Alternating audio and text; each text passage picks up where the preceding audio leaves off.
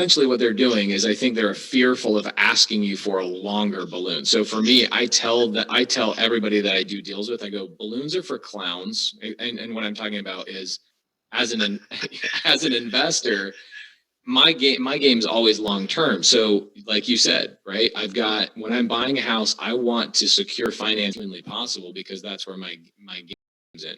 But if I'm having to come in at 2 years on a balloon, typically that's because the person who spoke to you in this situation, it would be Robin and Tanisha, they're fearful of asking for you for a longer term. So for example, here's an example, like a perfect deal for me. I bought a property in Prescott, Arizona this morning. Value of the house is 200 grand. I paid 190. So very, very close to retail. In fact, if she sold it for 200 and she hired an agent, she would get less money on the open market than what I'm giving her. So technically I paid over market, right? So, but I gave her 190 with 10 grand down, and she's giving me 13-year balloon because in 13 years she wants to retire and she wants the last little windfall of cash. That makes sense for me. But a 2-year balloon, I think maybe she might have just been using that as an example, or maybe she was fearful to ask you for a longer term. Gotcha. 2 years, okay. 2 years, you're right, does not make any financial sense unless there was some amazing gentrification going on in the area that she saw a wave of opportunity that was going to be able to make her money at the 2-year mark. But that's pretty rarely the case. Yeah, I mean, the rental market is very good in that area, right? But the buying market isn't all that great right now. Well, tell me this. Let's wipe the board off that 2-year thing, because you're right, that doesn't make any sense. So tell me this: do you have a mortgage on the house right now? Yes. Okay. Yep. How much equity do you have between what you could sell it for, what you owe?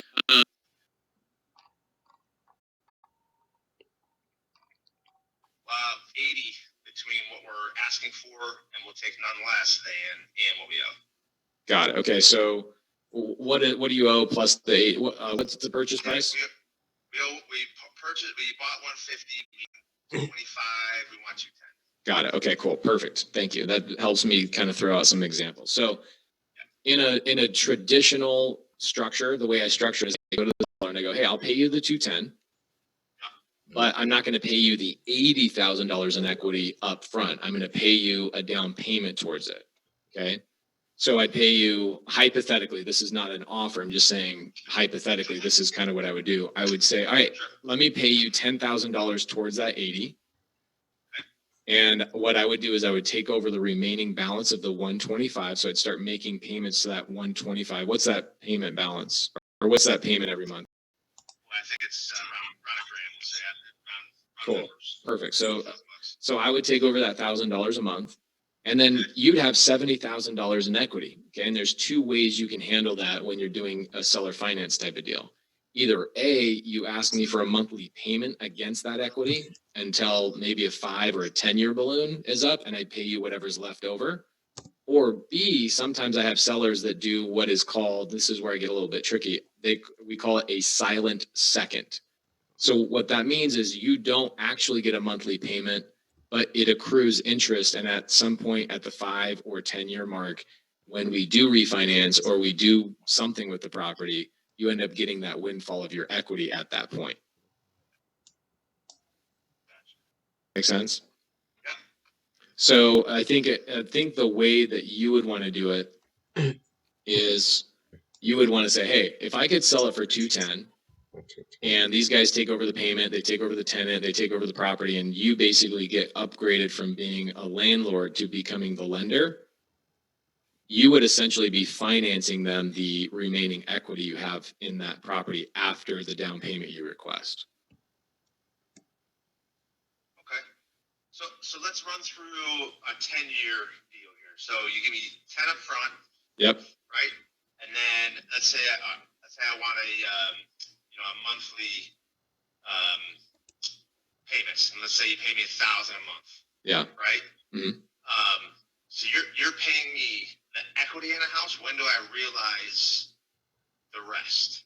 You realize the remaining balance at the balloon payment. So let's say that, well, if you have a $70,000 equity play, or equity chunk, that's really, if you pay $1,000 towards that, it kind of depends. Are you going to charge interest on that 70,000? Because if you do, what's going to happen is that's going to extend that payout, right? But if you don't, that's really only 70 months at $1,000 a month. So really, that's only what, a little over 6 or 5, less than 6 years. 5 years, 10. Right. So if they paid $1,000 a month towards that 70 grand at a zero interest, hypothetically, not saying that's what you're going to do, you would basically be paid out at the 6-year mark, essentially. Or you could say, hey, I'll take a smaller payment, but I want interest on it, and I'll go as long as 10 years.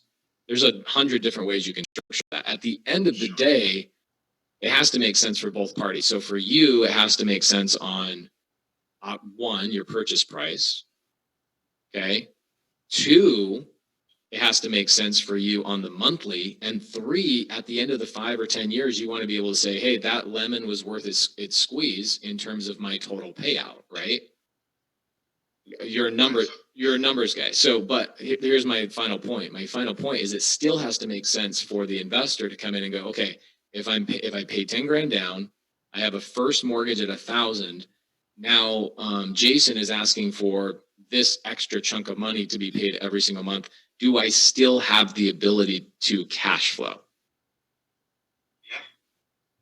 Right. And so the rent we get right now, I think, is $1,600 a month. Okay. Something like that. 15, 16. I forget what it is. But so I guess back to my original question. Let's say we do 10,000 down and then 1,000 a month for 5 years, 10 months. Mm-hmm.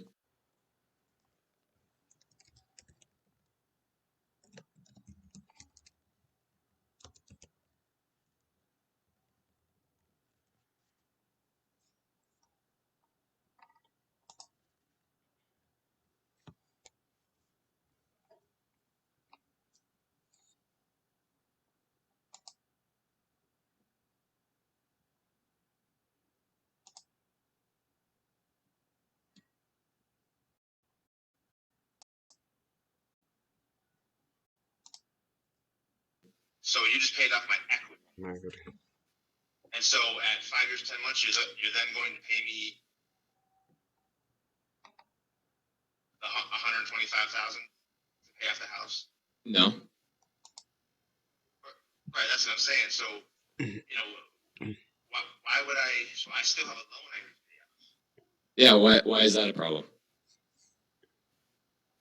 Well, I mean, you're only paying me 80,000 of the 125 I owe. No, because I'm taking over the loan. So I'm making the payment. Yeah. Oh, so you take the loan.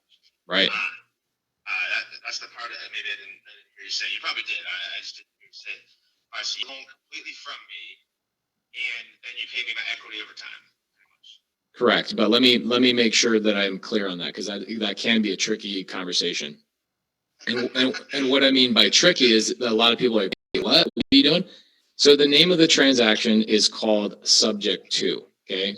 Kind of a challenging thing a lot of people haven't heard of before.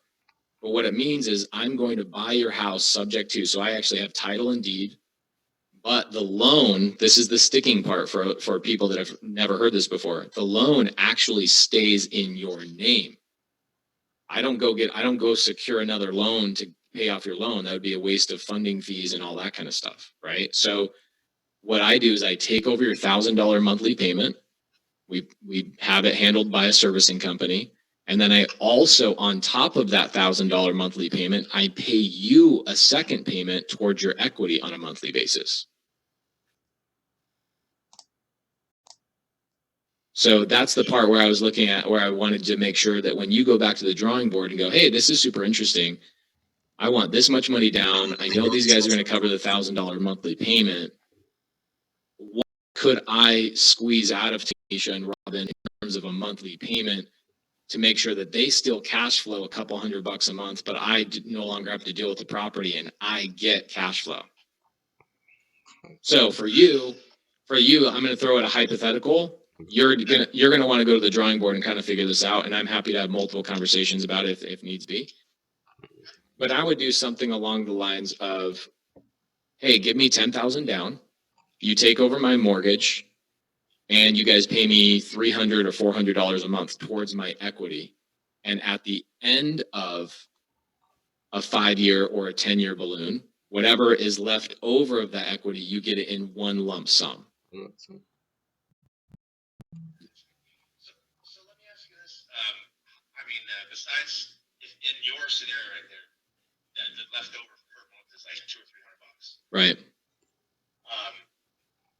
How are you making money over a 5-year period? I make money multiple different ways. And a lot of the people who learn real estate from me, they're reluctant to tell sellers this because then sellers are like, wow, I want to just learn how to do this myself. But I love talking about it. Here's how I make money. Number one, most important thing for me, I own multiple businesses, right? So I have a virtual assistant business. I have a CRM business. I have fix and flip business. I have all these businesses that make me money. At the end of the day, the most important thing for me at this point in my life is depreciation. So I can't have depreciation that helps me pay less money in taxes without owning rental properties. So this house allows me $10,000 a year in taxes. Got it. Right. So that's real money that a lot of people that maybe own 1 to 5 houses don't quite understand. But for me, I look at it, let's just throw out a hypothetical. In 2015, I made $300,000. In 2015, I paid $0 in federal income tax. And the way I do that is through depreciation on my long-term assets.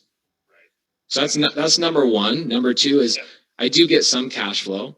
So that's number two. Number three, the challenge with that though, on a cash flow situation is, let's say that $200 of cash flow, all that really does for me covers my my vacancy and repairs requirement. So like at the end of the year, I go, okay, well, I got vacancy and I had repairs that totaled up to about $2,500. So technically I didn't make any money this year, right? So if I'm making over $200 a month, then I actually make money on the cash flow. If I make $200 or less, I technically am breaking even. But I'd break even, honestly, on a lot of my properties I own to make sure that I'm getting the depreciation on the asset for the 27.5 years the IRS will allow me to do, right? Then number three, check this out. These are the number 3 and 4 are going to make you question even selling the house to me, but I'm going to tell it to you regardless. Number 3 is I get your mortgage pay down. So that 125 that I take over, that pays down over the next whatever amount of years. How old is that mortgage? It's 2010, so we had almost 10 years. Yeah, so I basically, in the next 22 years, I know it's a long play, but in 22 years, that asset's paid off for me. Yeah. Okay, and then number 4, appreciation. Right, so over that same 22 years, that house isn't going to be worth 210 anymore. It's going to be worth capital protection. So, while other people are buying Bitcoin and gold and all this other stuff, which are smart, decent investments, I protect myself against inflation by owning real estate. So let's say we've got $7 trillion that's being deployed into our economy now, the government. What's going to happen to our dollar? Our dollar over the next 5 years is going to, our inflation rate is going to go crazy. So the fifth reason why I would buy property like this is because I have capital protection. So why wouldn't you just buy it outright? Why would I? Going into a loan would be the most unintelligent thing you could do as an investor. Okay. Right, I get that. Why wouldn't you just give me 210, not have the loan? You know what I'm saying? Like, unless you just want to keep your cash flow, but you would make the most amount of money if you gave me 210 and then you made $600 a month on it over the long run. You know what I'm saying? Yeah, but let's say that I go do that. Okay, so if I go down to a bank, this is a freaking great question. Let's say I go down to a bank. Okay. Yeah. And I go to the bank, whatever it is, community bank, whatever. And I say, hey, I want to get an investment loan on this because it's obviously not my primary residence, right? So what are they going to charge me? Even though right now I could go get a traditional mortgage on my own personal property for 2.8%. As an investor, I'm going to be paying closer to 5.5%. That sucks. Then secondly, the other thing that sucks is that most banks are going to require me to put 35% down on a long-term investment loan. So you see what, do you see the, now do you see all the, like I could go on for an hour and tell you the benefits of doing it this way. Sure. Makes a little more sense now. Just trying to, I did quick numbers and I'm like, you're losing a bunch of money, but you're not. Right. If you keep this house for 20 years, like you're saying, pay it off. Right. And or maybe sell it for 260, like you're saying, down the road. Yeah. I mean, it makes more sense. Okay. For us, it's not just about owning real estate. A lot of it has to do with protecting our income from other income sources, right? Like if I go do a fix and flip, let's say like right now I've got a fix and flip. We didn't make a lot of money on this particular one, but I made 15 grand closing on a deal last Friday. I look at that, and if I'm doing it's not bad, but a fix and flip takes 4 months, right? So sure. You buy it, you go through escrow, then you renovate it, and you got to wait for a stinking buyer to come and fight with you on the price, and then their loan contingencies and all their crap. You know the drill. So sure. We get 15 grand, which is great, but in my mind, I'm looking at that 15 grand, and I'm saying, how do I not pay any taxes on that 15 grand? Well, what I do, I take that 15 grand and I deploy it into a deal like this, right? So technically, I don't have to pay any real money in that deal. I'm just 1031ing it from one single family home to another single family home. Now I control an asset that gives me all those benefits, right? The 5 benefits I went through. So essentially, I just invested 15 grand from a deal, never had to pay any taxes. Then that house also protects me against other taxes for my other businesses. Very interesting model. In my mind, it is the only model, right? It's crazy to think about it, but here's the other reason why. Check this out. Last thing, because I get so excited about this, is like I love doing this. So, also, if I go down to a bank and I deploy a $60,000 or $70,000 down payment on an investment loan, let's say hypothetically, that means I have 6 houses worth of one down payment, $60,000 to a bank at a 5.5% interest rate. That means I cut myself off at the legs because I could have used that $60,000 to deploy into 6 houses at $10,000 a piece, buying it from a seller like you that would be willing to give me seller finance. Very, very interesting. So let's talk about worst case scenarios here then. Love it. Don't get me started on those. Those are the best. Yes. Well, I'm talking about protection, right? Like I'm in this game for me and my family, obviously, right? I know you very well. You seem like a nice enough guy, but I want to protect myself. Right. Right. So that's why quick buys are protection. You get your money, you pay off your loan, you get your equity, and you move on about your day. Right. In this scenario, you're going to take the deed in your name, but I'm going to still have the loan in my name. What's going to prevent you from cutting and running, not paying the loan? You have the deed. It's like ownership, right? 9/10 of the law, I think. Like, oh yeah, it's like in this situation, it's 100% of the law, right? So right. Yeah. What's gonna? Yeah, you give me 10 grand and now you own my house. You know what I'm saying? Like, what's gonna prevent you from doing that? Oh, so many things, but let's start with the number one. The one, like I usually tell sellers, I go, that's actually the best case scenario for you, right? So you wanted to ask worst case scenario. I actually think that's the best case scenario for you. And here's why. You technically, let's say hypothetically, I get abducted by aliens, right? In 12 months. I paid for your down payment. So you have that in your pocket. It's non-refundable to me. I'll never be able to get that money back. I don't care what you do with it. Buy a new truck, buy sushi, whatever you want to do with it. That's your money, right? Then number 2 is I made payments along the way to both you and the mortgage. Let's say I get abducted by aliens. I'm not even around to make a payment. You can't find me. I'm under a rock or whatever I am. What's the worst case scenario for you? I mean, the bank comes and says, you got to start making payments again. So I start making payments again.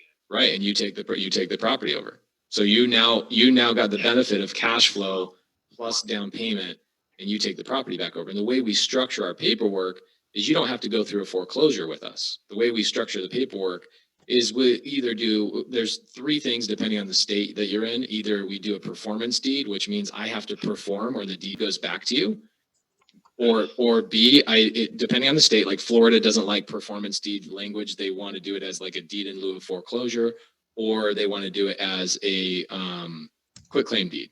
So essentially what I do is I pre-sign a quitclaim deed saying, I'm deeding this property back to Jason if I do not perform. Who actually enforces that document is my servicing company. So my servicing company, let me kind of give you the mechanics behind this.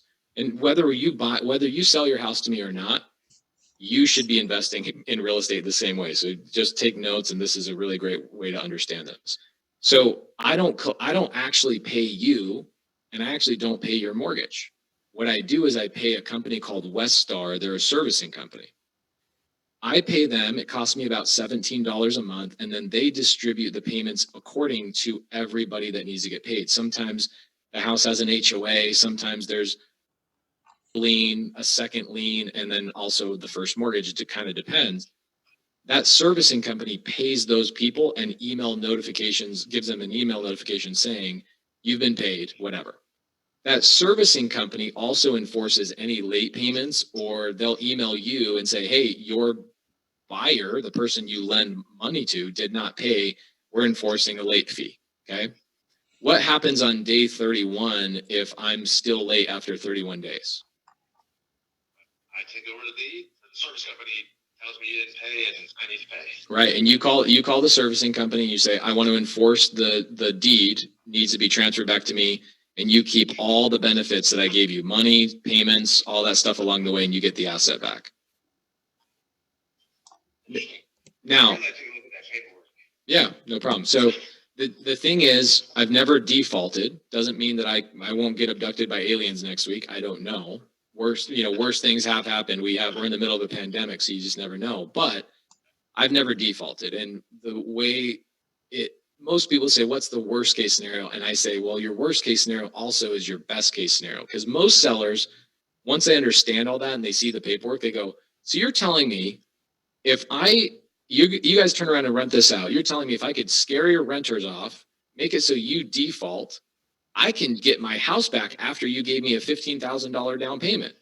Like, well, we have cash in the bank, so one tenant's not going to cause an issue for us. But yeah, technically, yes, that could happen.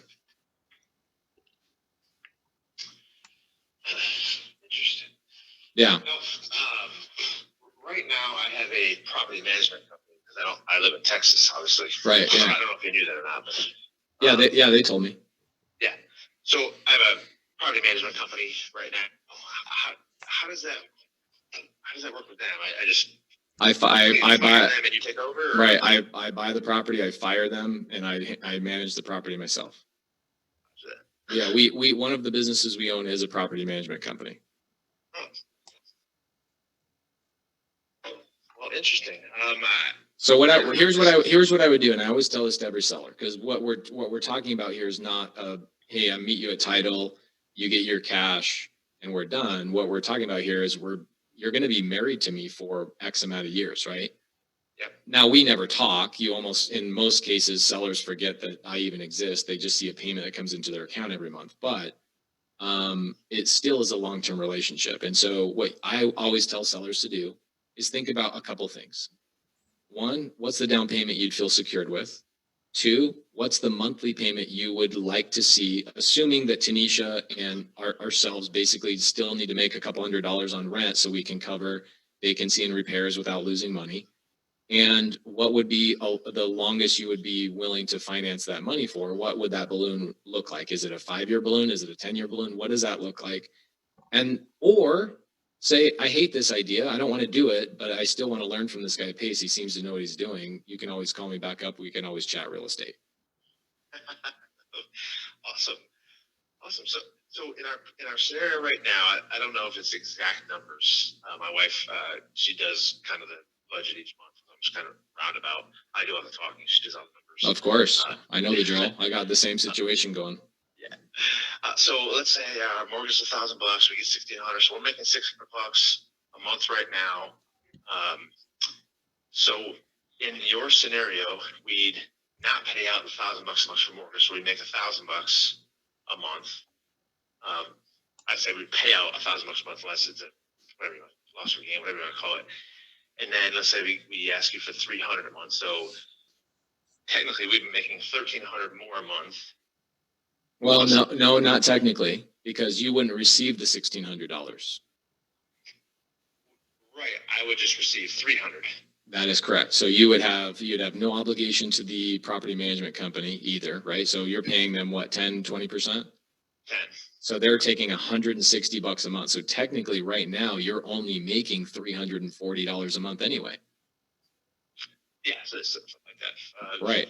So what we're doing is we're saying, hey, why don't we upgrade you from the landlord to the lender, right? You're no longer the landlord. You don't have the requirement for the property management. If the toilet breaks, you don't get a call. If the roof caves in, you don't get a call. There's insurance obviously on the property. We obviously have all that. You don't get calls from tenants. You don't get calls from property management companies, and you just receive whatever that monthly payment is that you want to see. So for you, if your net right now is 340, then tell Tanisha and ourselves, tell us, hey, I still want to be at that 340, but here's what I'm going to give you some advice as if I'm not buying the property, which is probably what I would do is I'd look at that $70,000 of remaining equity, right? Because you got 80,000, ask for 10 grand down, right? So now you're secured in that situation. I would actually ask for an interest payment against that 70,000. So over a longer period of time, you actually probably end up making closer to $90,000 or $95,000 off of, you take a $70,000 piece of equity, you make 25 grand in interest, you end up getting a total payout on your equity of 95 plus the 10 grand you received up front. You actually got 105. So that's the benefit to you as the seller of, I don't have to deal with the property.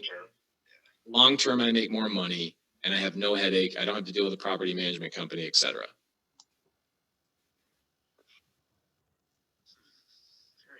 Do you see why they get me on the phone instead of themselves? I just love doing this. Sure. No, and Robin was very, very nice. I just had a few questions. She's like, you know what? I'm gonna have Pace call you tomorrow. Oh my God. Okay. Sure. Yeah. Hey, I want to take a look at your paperwork so I can look at some language. No problem. Why don't we do this? I'm taking my kids through Yellowstone for like the next 5 days. Good for you, man. Yeah, man, it's awesome. So why don't we do this? I'll be kind of out of pocket for the next 5-6 days. Why don't you and your wife sit down or have a chat and say, hey, what if we sold this? We did, basically what I just suggested to you 2 minutes ago about the interest and all that kind of stuff, and put together some sort of set of terms. Because essentially, you're the bank, right? Like I would never go into Wells Fargo and dictate their terms. I go into Wells Fargo, which you essentially in this situation, you're the bank. So I would go into you and say, what are you willing to do for me to get this loan? So you guys come up with what's my down payment? What's my remaining equity? Am I making money on that? What interest rate do I want to make on that equity? And how long am I okay with taking payments on that equity? What's a sweet spot for you, term wise, like length? You like longer? Yeah, I mean, the one I bought, the one I just bought, the seller finance deal at 190. She was 13 years. I have other sellers. Like there's other houses I buy, a lot of houses I buy where people don't have equity. Like check this one out. I bought in Vegas. This was a great deal. So has no equity, technically doesn't even cash flow on a rent rate because the seller bought it in January of this year with a VA loan. And the only reason I bring up a VA loan is because in those worlds, you can get a VA loan with no money down, right? So the guy bought it at full retail in January this year, didn't put any money down, so he still owes exactly what he got a loan for in January. He gets a job opportunity in Denver, and he's got to leave Vegas, right? Most homeowners are not real estate investors, so he's like, I got to dump this house. Tries to sell it on the market. The real estate agent says you got to write a check for 30 grand to get rid of this. He's like, what the hell? Why would I do that? So he comes into touch with us, and I said, dude, I'll just take over the mortgage. Just get, I'll buy the house subject to. He goes, really? I go, yeah, I'm not going to give you any cash, but I'll take it over. He was like, done. Hands the keys over to me. I buy the house for nothing other than closing costs. And I turn it into an Airbnb and I make $1,500 a month net on that house, even though I couldn't, you know what I'm saying? So, Yeah. right. So those are the types of things I do. That's my main business model, is how do I solve problems for some sellers and how do I amplify other sellers' lives? And what I mean by that is most sellers that have equity, I'm amplifying their life by paying them some interest on their equity, and I'm getting them out of the horrible game of being a landlord. Yeah, we own not anymore, but we had 4 houses at one time, and I didn't really care for it or not care for it. We made a decent amount of money a month, right? But we're kind of wanting to consolidate down. I have other that I like better, and paying 10% to my right. property management company. So right. That's really the only reason we're on this house. I mean, like you're saying, we make $350 a month, in perpetuum, I'm sure, right. and then we can sell it for 210, 20 years from now still, but right. Okay. Yeah, I'll sit down with the wife. We'll talk it through, to come up with. Cool. Now let's just touch base next week. Awesome. Sounds good. Have fun in Yellowstone. Be safe. Thank you, brother. Appreciate you. All right. Have a good one. Bye. Thanks. I'm sorry that went so long. I just wanted to really deep dive for you guys, because this is recorded, so you guys can always go back to that conversation. That's $1 million, education everybody just got there that's never heard that kind of call. If anybody tells you this mentorship isn't worth it, you should kick them straight in the face. Because there's no mentor that does that. Nobody you'll ever see actually gets on the phone and has those calls at as high level as I do. Try and see Ron LeGrand do that. I'd love to see Ron LeGrand do that. The old bastard. All right. Tanisha, let me unmute you. Sorry, guys, we're late to the next call. Where'd Tanisha go? She's here. That's so weird. Tanisha, what up? What's up, Ace? That was super amazing. Super amazing. What we do? We gave him an example of a deal that Robin was working on with the 2 years. Had nothing to do with him. So I'm like, I don't understand how he got that confused, but I know how sellers get that stuff confused. You'll hear me say stuff like, okay, this is hypothetical. It's not an offer. Let's just throw out a couple of examples. And I make sure I say it 3 different times, 3 different ways, so it doesn't sound ultra redundant, but it is ultra redundant. It's, well, let me give you an example. This is just hypothetical. This is not an exact situation. So I say it 3 different times, and then I make sure he says, okay, got it. Right. And then as I tell the story at the very end, I go, but that's just an example. You guys probably didn't do that enough because you haven't been on the phone in these scenarios as often as I have to know that you absolutely have to drill that into their head. Otherwise, they come out thinking 2 years, right? So it's not your fault or his fault. It's just,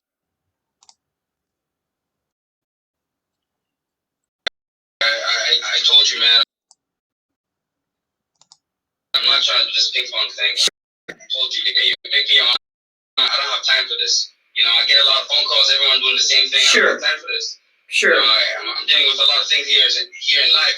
Of course. I don't got time for this. Making your offer, and if I like it, I'll make I'll think about it. Sure. If not, then we move on. Sure. I go my way. Of course. You're the one who called me, making your offer. I hear you.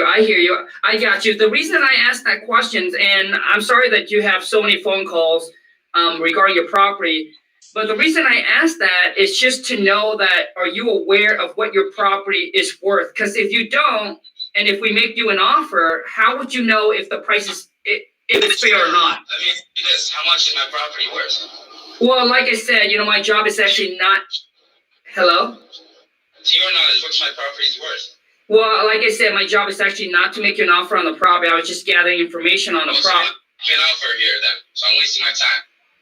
Well, I mean, once I get all the information, I'll be able to send it over to my research team, and then we'll be able to call you back and make you a fair and intelligent offer. But what I need to know from you is, if you don't know what your property is worth, then it's hard for us to make you a fair and intelligent offer and come to an agreement. Because obviously we don't want to feel like, we're taking advantage of anybody if they don't know what their property value is. So, I mean, if you're serious about selling your property, maybe you should, do a little bit of research, figure out how much your property worth is. Maybe I can call you back in a day. I could just call a real estate agent. Sure. And, a real estate agent can Hello? me if I'm looking to sell. I said, yes, I'm looking to sell. Mm-hmm. However, for the right price. So, if you're not going to make me an offer, I'll just send my agent out and they can list the market, put it in the market, and I can get a best offer for it. Sure. I mean, like I told you, make me an offer, I'll think about it, and I want to see if I can entertain your offer. Sure. I mean, if that's the route that you want to go, if you got time, if you want to get the top dollar for your property, that's probably the better route. Is you can call a realtor up and have them come out and list your property. We definitely want to make a fair price with you, but we can't pay you top dollar for your property. But we are going to buy it with cash. We can do a quick closing and willing to buy the property in the as-is condition. So if the route you want to go is to get the property listed, to get top dollar for the property, then I think the best choice for you is actually to call a realtors and list the property. Yeah. So I think I might do that. okay. So why don't I just touch base with you in like a week or so, see kind of how things goes. Would that work for you? Sure. Okay. Yeah, sure, but you got to be with your offer, I don't like the ping pong stuff. Of course, like I said, we're not here to play ping pong. We are a serious buyer, but if we present you with a buyer, if you don't know what your property's worth, it's like, how can we come to an agreement on a fair price if you don't know what it's worth? So I think the best option for you is actually maybe to call a few realtors and have them give you kind of a ball figure of what your property's worth, and then I'll touch base with you like in a couple of days. Would that work for you? I guess, yes. Okay, I appreciate it. Thank you so much for your time. But if anything changes on your end, and then after that, we can make you a fair and intelligent offer, and hopefully together we can come together to an agreement on something that's fair, that's work for both, okay? Right on. All right, thank you so much for your time. Have a great rest of your day. You too. Bye-bye. So obviously, I love this. Obviously, his whole thing is he's a tough seller. And most of the time, these kind of sellers that are really tough like this, they're not motivated to sell it at a discount. So typically what I want to do is I'm just going to push them away, right? And a lot of time when you push them away, they seem to come at you, right? Because like they want like now, like they want to know the price because they want it to sell now.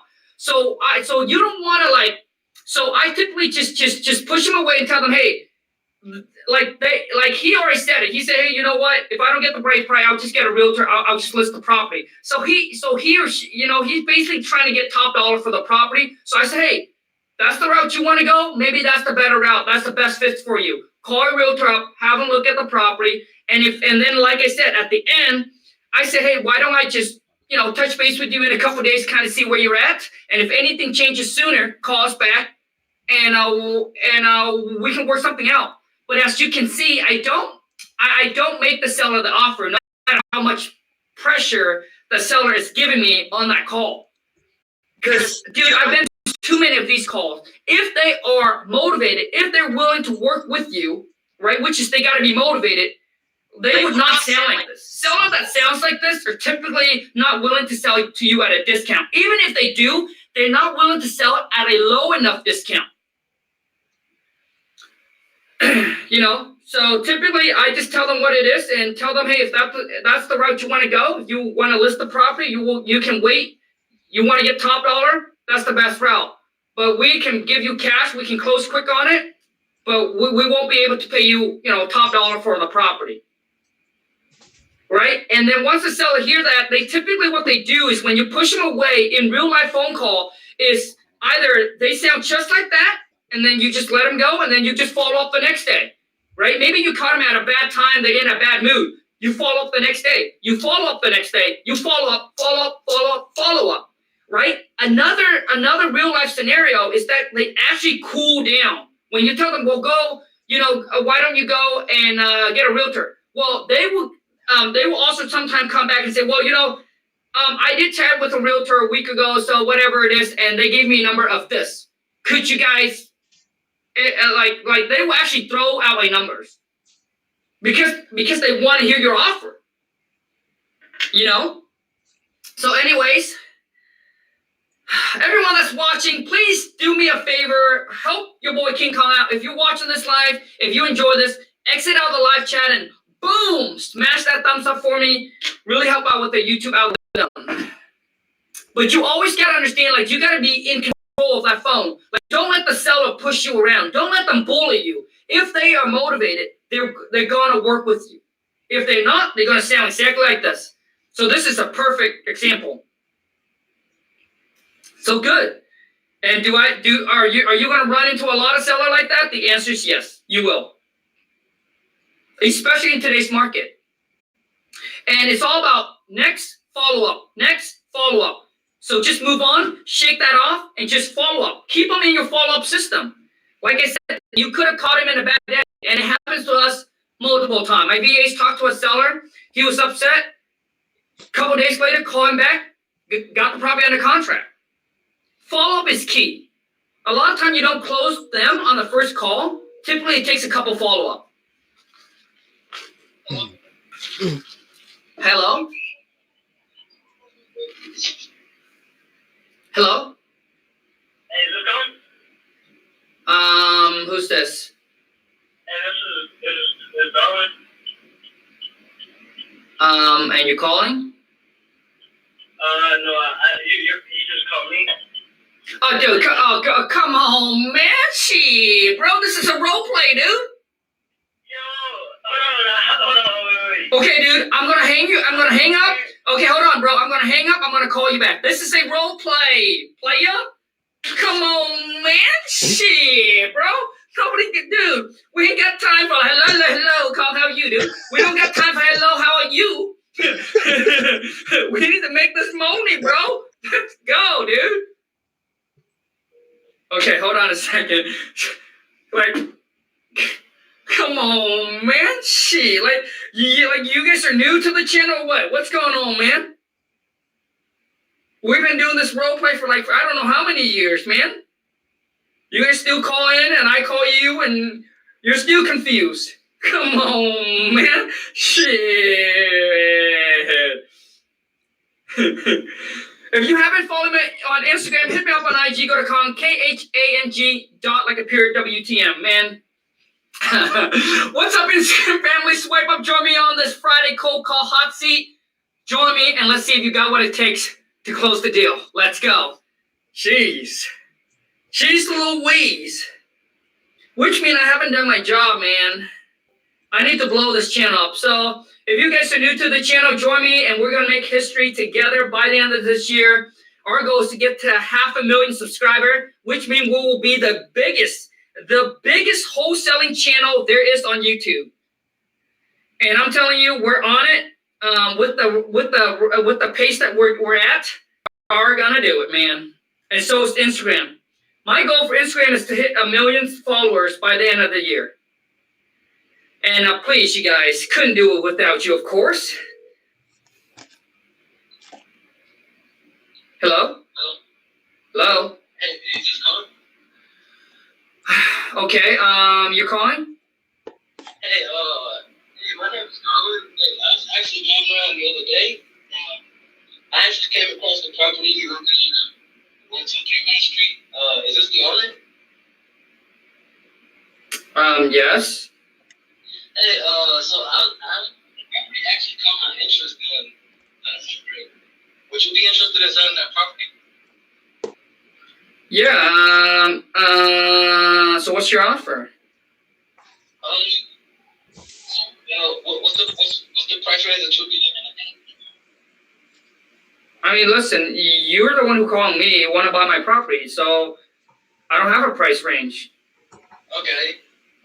Well, if you're really interested, we can set an appointment and I can come out there and give you the property, and I can give you your property for what your house is worth. Is that something that you'd be willing to do? Yeah, sure. So what day are you free? I mean, whenever. Does 4 o'clock tomorrow sound good? Yep, that should be fine. Alright, man, great. I'll send you my appointment for tomorrow at 4, and I'll see you then. All right, thank you, bye. Alright, come on. Oh my god, dude. You guys, dude, this is out of control, man. Like, there was no report, no gathering information. He has no property information. Dude, how many property do you have to go to get a deal? Dude, do you know that you have to talk to at least a couple thousand? Like, if you're starting out, you have to talk to thousands of people to get one deal. How many property can you go to in one day? Like, you got no property information. You don't know if the seller's motivated. You don't know if the price is within your ballpark. So you're gonna set the appointment to go out and see the property. You know how much time you're gonna waste? Like, dude, I used to do that when I first started. I go and meet every single seller and come back with empty-handed. Cause you don't have to qualify them, dude. You gotta qualify them. Qualify them over the phone to see if the numbers within your ballpark. If you want to go meet them, great. But you don't. Good. I'm just on a role play. It's a video channel. The guy's doing role play. Yeah. There's a guy doing role play on YouTube. Oh, okay. He's doing it live. Yeah, but I was with Daniela here. She had I was here with her for like 2 hours, but she had internet issues, so she's trying to solve it. That's why I'm doing here, waiting for her. Yeah, you about to call? Yeah. Are you gonna call or are we listening to the other guy? We can call if you wanna call. Yeah. All right, let's do it. Yeah.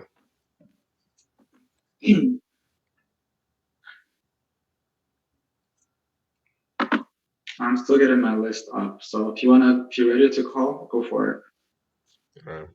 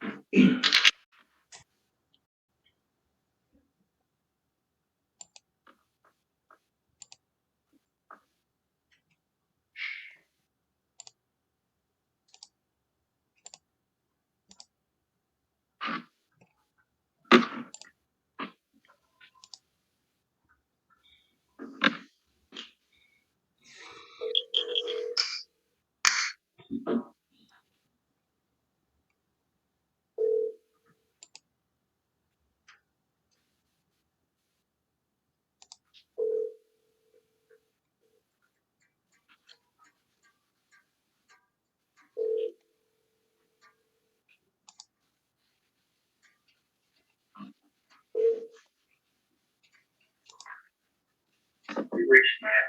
You're calling in regards to 304 Man Court. Please leave your message.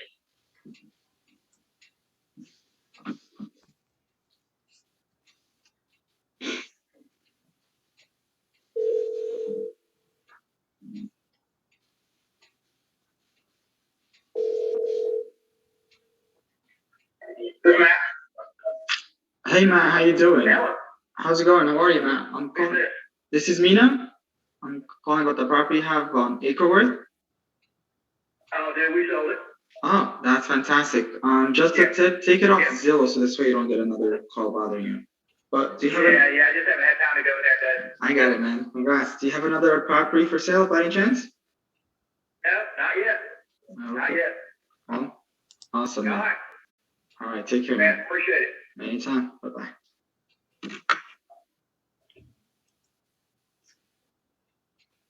Yeah, I should have asked him if I could follow up with him. What do you think? Yeah, because he said not yet, meaning he usually comes with a lot. Like I could have asked him, do you usually like have a lot of properties to sell? Yeah. As soon as, like, I couldn't, I don't know, for some reason, I didn't come back out of it. But I'll put him as a list to follow up, has multiple problems. I think so.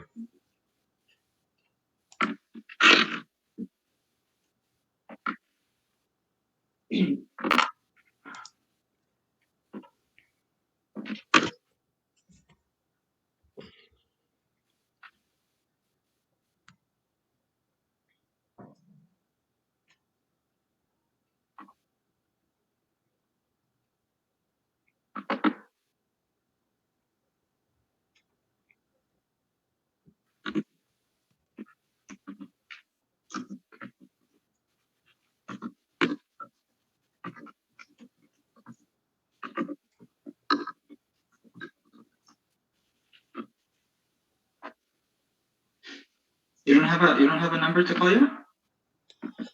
I have. All right, go, man. Go. But I don't want to. You take one more. I want to be honest with you. I don't want to make the calls, but one more, then I'll take after you. Gotcha. I have like 5 pulled up already. I'll take I'm it. sure, man. You're way ahead of me. I'm just trying to catch up.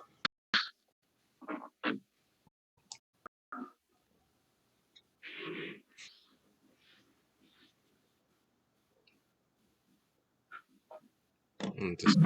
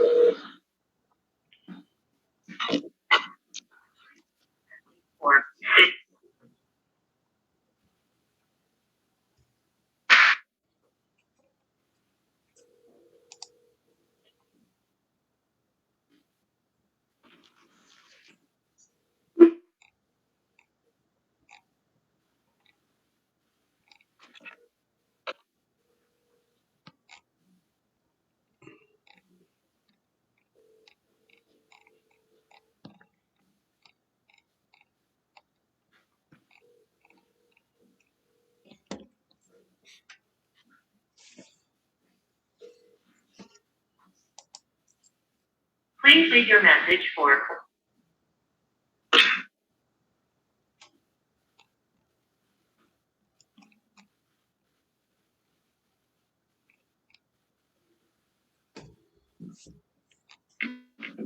If you don't stop me, man, I'm gonna keep going. I want you to go. Go, man. okay. All right. Come on. I don't. You gotta do what you gotta do. I love this. Love. You love the calling? I love calling.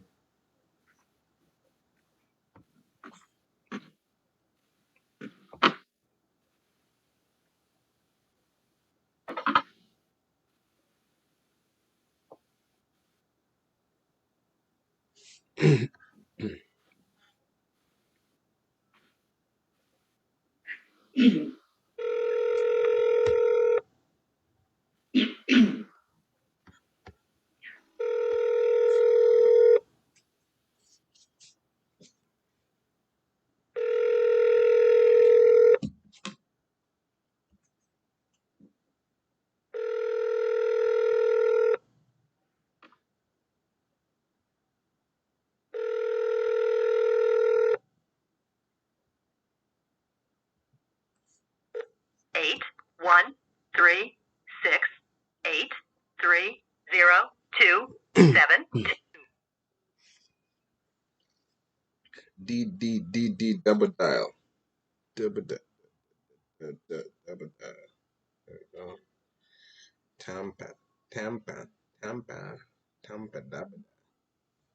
Double dial. Double dial.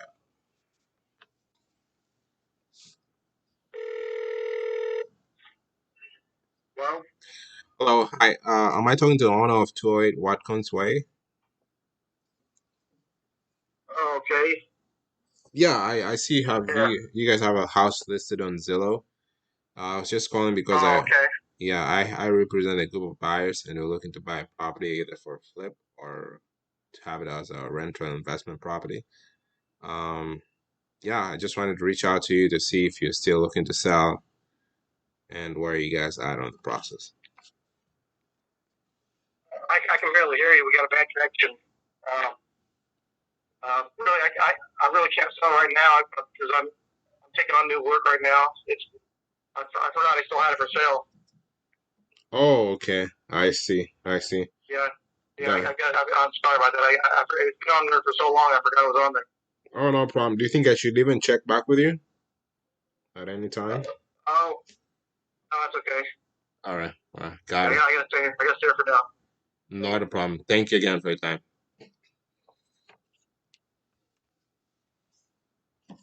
Yeah, I forgot my phone has a problem with, I don't know why, it has a problem whenever I call somebody, they don't hear me. You hear me now? It's okay, man. Yeah. Should I call you and you tell me how it sounds? What's your number? Sure. Call my personal number. What's, oh yeah, okay, I can look for it, but I'm using a mobile, so I don't know if So I'll access. 551. I got you. Yeah. 551 551 221 221 3390. 3390. There we go, Amina Custom. Okay, I'll mute here. Hi, Mina at your service. How can I help you, sir? Yeah, can you hear me very well? I hear you pretty well, yeah. Say something else? Yeah, we're trying to buy a house on 208 Watkins Way. Can I buy it for $1 million? 1 second. Yeah, can you buy it for $1 million? It just depends. If you give me a right offer. This is the thing with that issue, right? So it was actually working fine. Initially, it was a little bit off, and I heard my echo, but now it's good. I think that's why the guy was confused initially. Call me one more time. Let me see if it's like initial call that thing. Okay.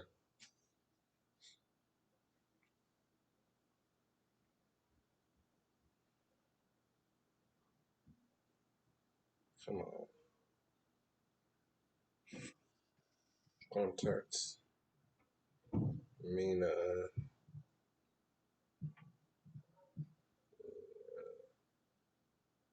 Mina.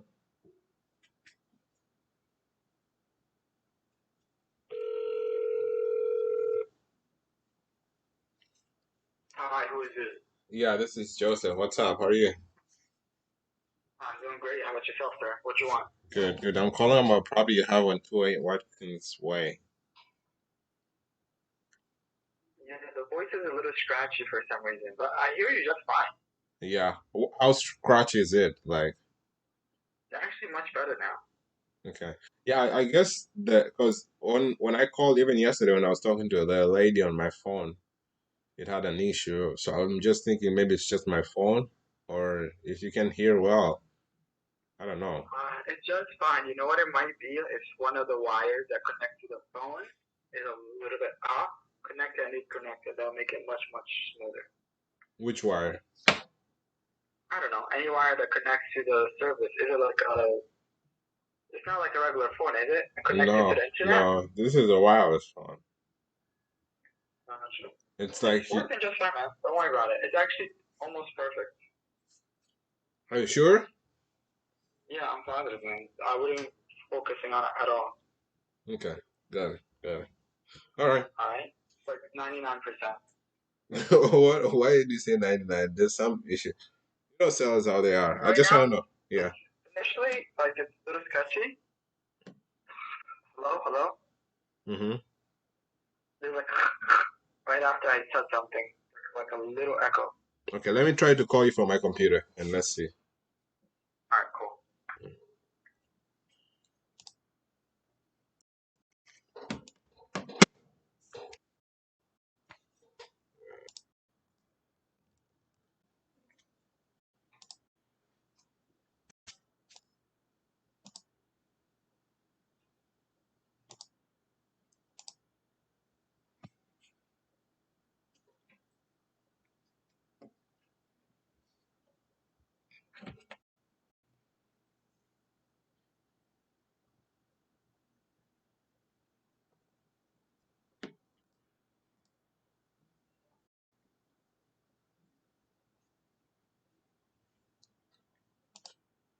Mina, what's your phone number?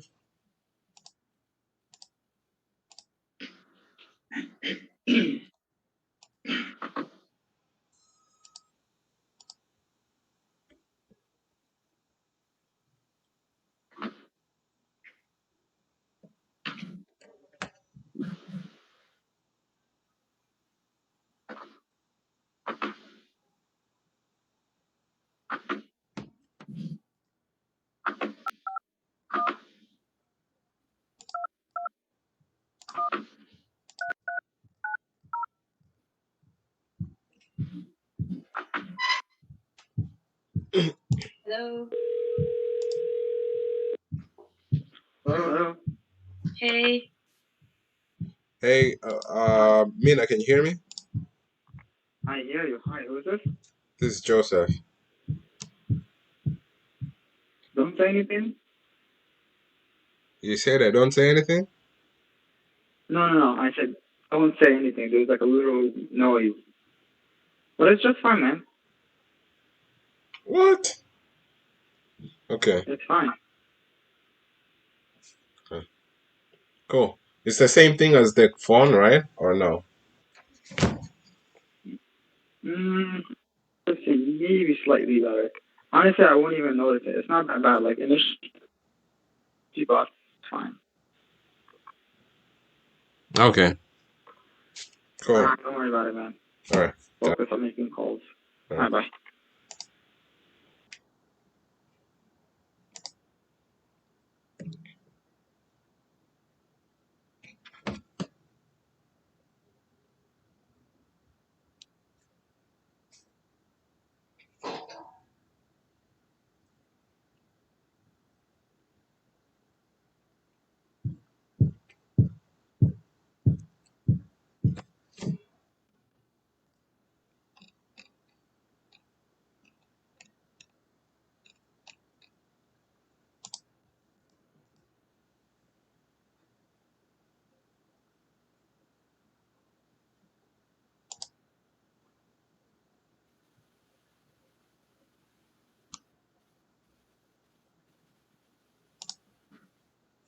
Where's Daniela? Daniela ran away? Come on.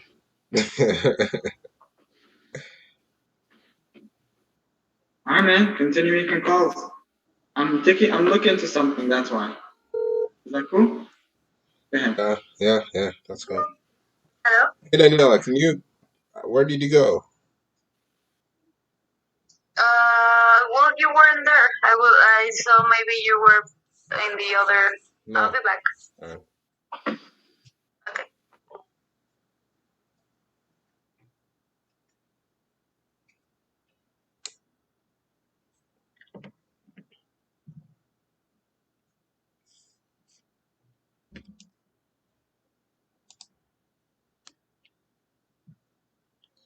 Cool. Daniela, you wanna make a call?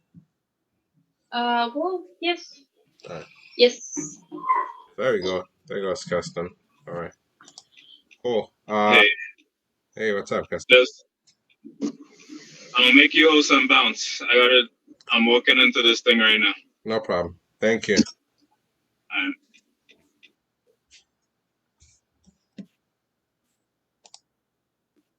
All right. Daniela, you wanna go? Sure. I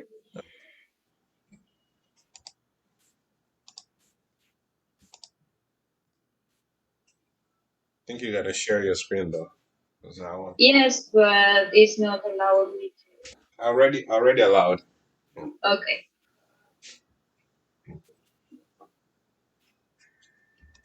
I just called I finished calling some of them. So let's go step by step though. I finished calling the go up. Yeah, the 251, I think yesterday you called. Mm-hmm. I called I think you're next. I don't know where did you end. Mm, Oh, let's choose a different city and just start from fresh. And just skip it.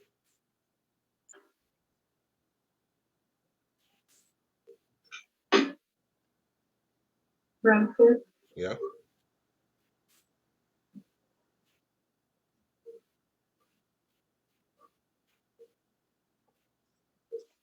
Why don't we choose another one? Choose another one. It looks like they have only 6 houses and they're all looking like the top. Choose another one. Choose another city. Choose another city.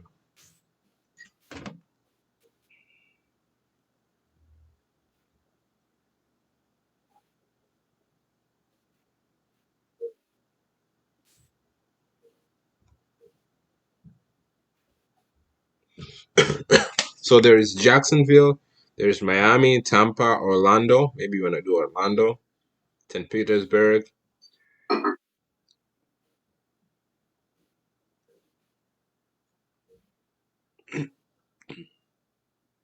Yeah, let's start with Dawn. 15 days. Sorry? Which one do you want to start with? I think the first one, right? Or no? Yeah. Try it again. Click here to try again or refresh.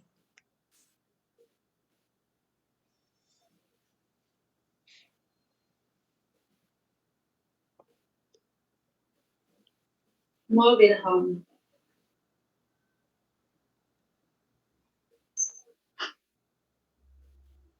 Let's go. Is there something I should know about mobile homes? No, it's just a mobile home, meaning it's not. It can be moved from one place to another, but nothing major. Okay.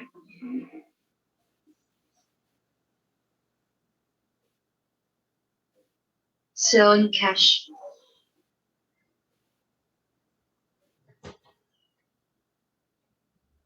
But does it mean not reseller or wholesalers contract, please? What do you think it means? Mm, they are not looking to sell this property to an investor.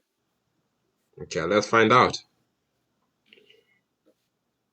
So real quick, Joseph, sorry to interrupt. So let me see if I know my terminology right. Mobile home is basically the home without the land. Mobile park is basically the land without the home. Correct? Yeah, that's 100. But some mobile homes, they're mobile homes, but they're on the land too. I see. So it may be, but mobile park is literally just a place to put your stuff in. Exactly. So I Thanks, think this, brother. do you see the pictures? It looks like it's a mobile home and a mobile park. Yeah, maybe. Yeah. And that's why it's very cheap. 40,000. If you scroll down, can you scroll down and Daniela on the features, you're gonna see houses going for more than that. Yeah, you see its estimate is 7,238, but they're actually just asking for 40,000. Yeah. Got you. So, is there anything different that I should know about this call because it's just a mobile home? Let's find out. What do you wanna know? I mean, ask me what you wanna know. Then, if you don't, there's nothing you can ask. I think. It's just I'm not sure because maybe those questions are going to arrive when I am there, on the call. So that's why I'm asking you. What questions? I don't know. They may arrive during the call. Got it. Then when they arrive to the call, then you ask. Okay. No, it's a little bit scary because you're walking into unknown territory, but Sorry? it's a little bit scary because you're walking into a call that you don't know about. You don't know too much about. But if you don't know, then tell them you don't know. Tell them you ask your team.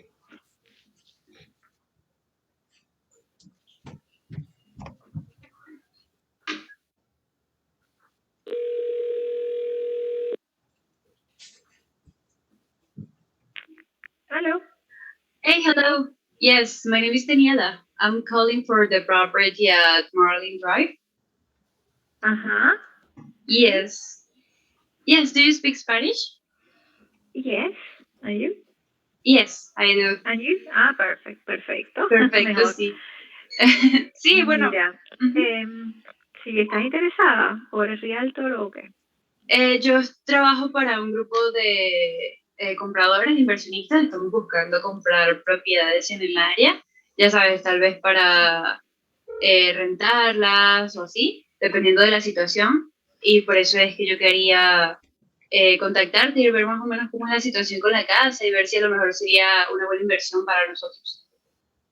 Ya, fíjate, no se puede rentar, o sea, comprar para rentar no se puede, solo, o sea, se tendría que comprar, es una comunidad de 55 y más.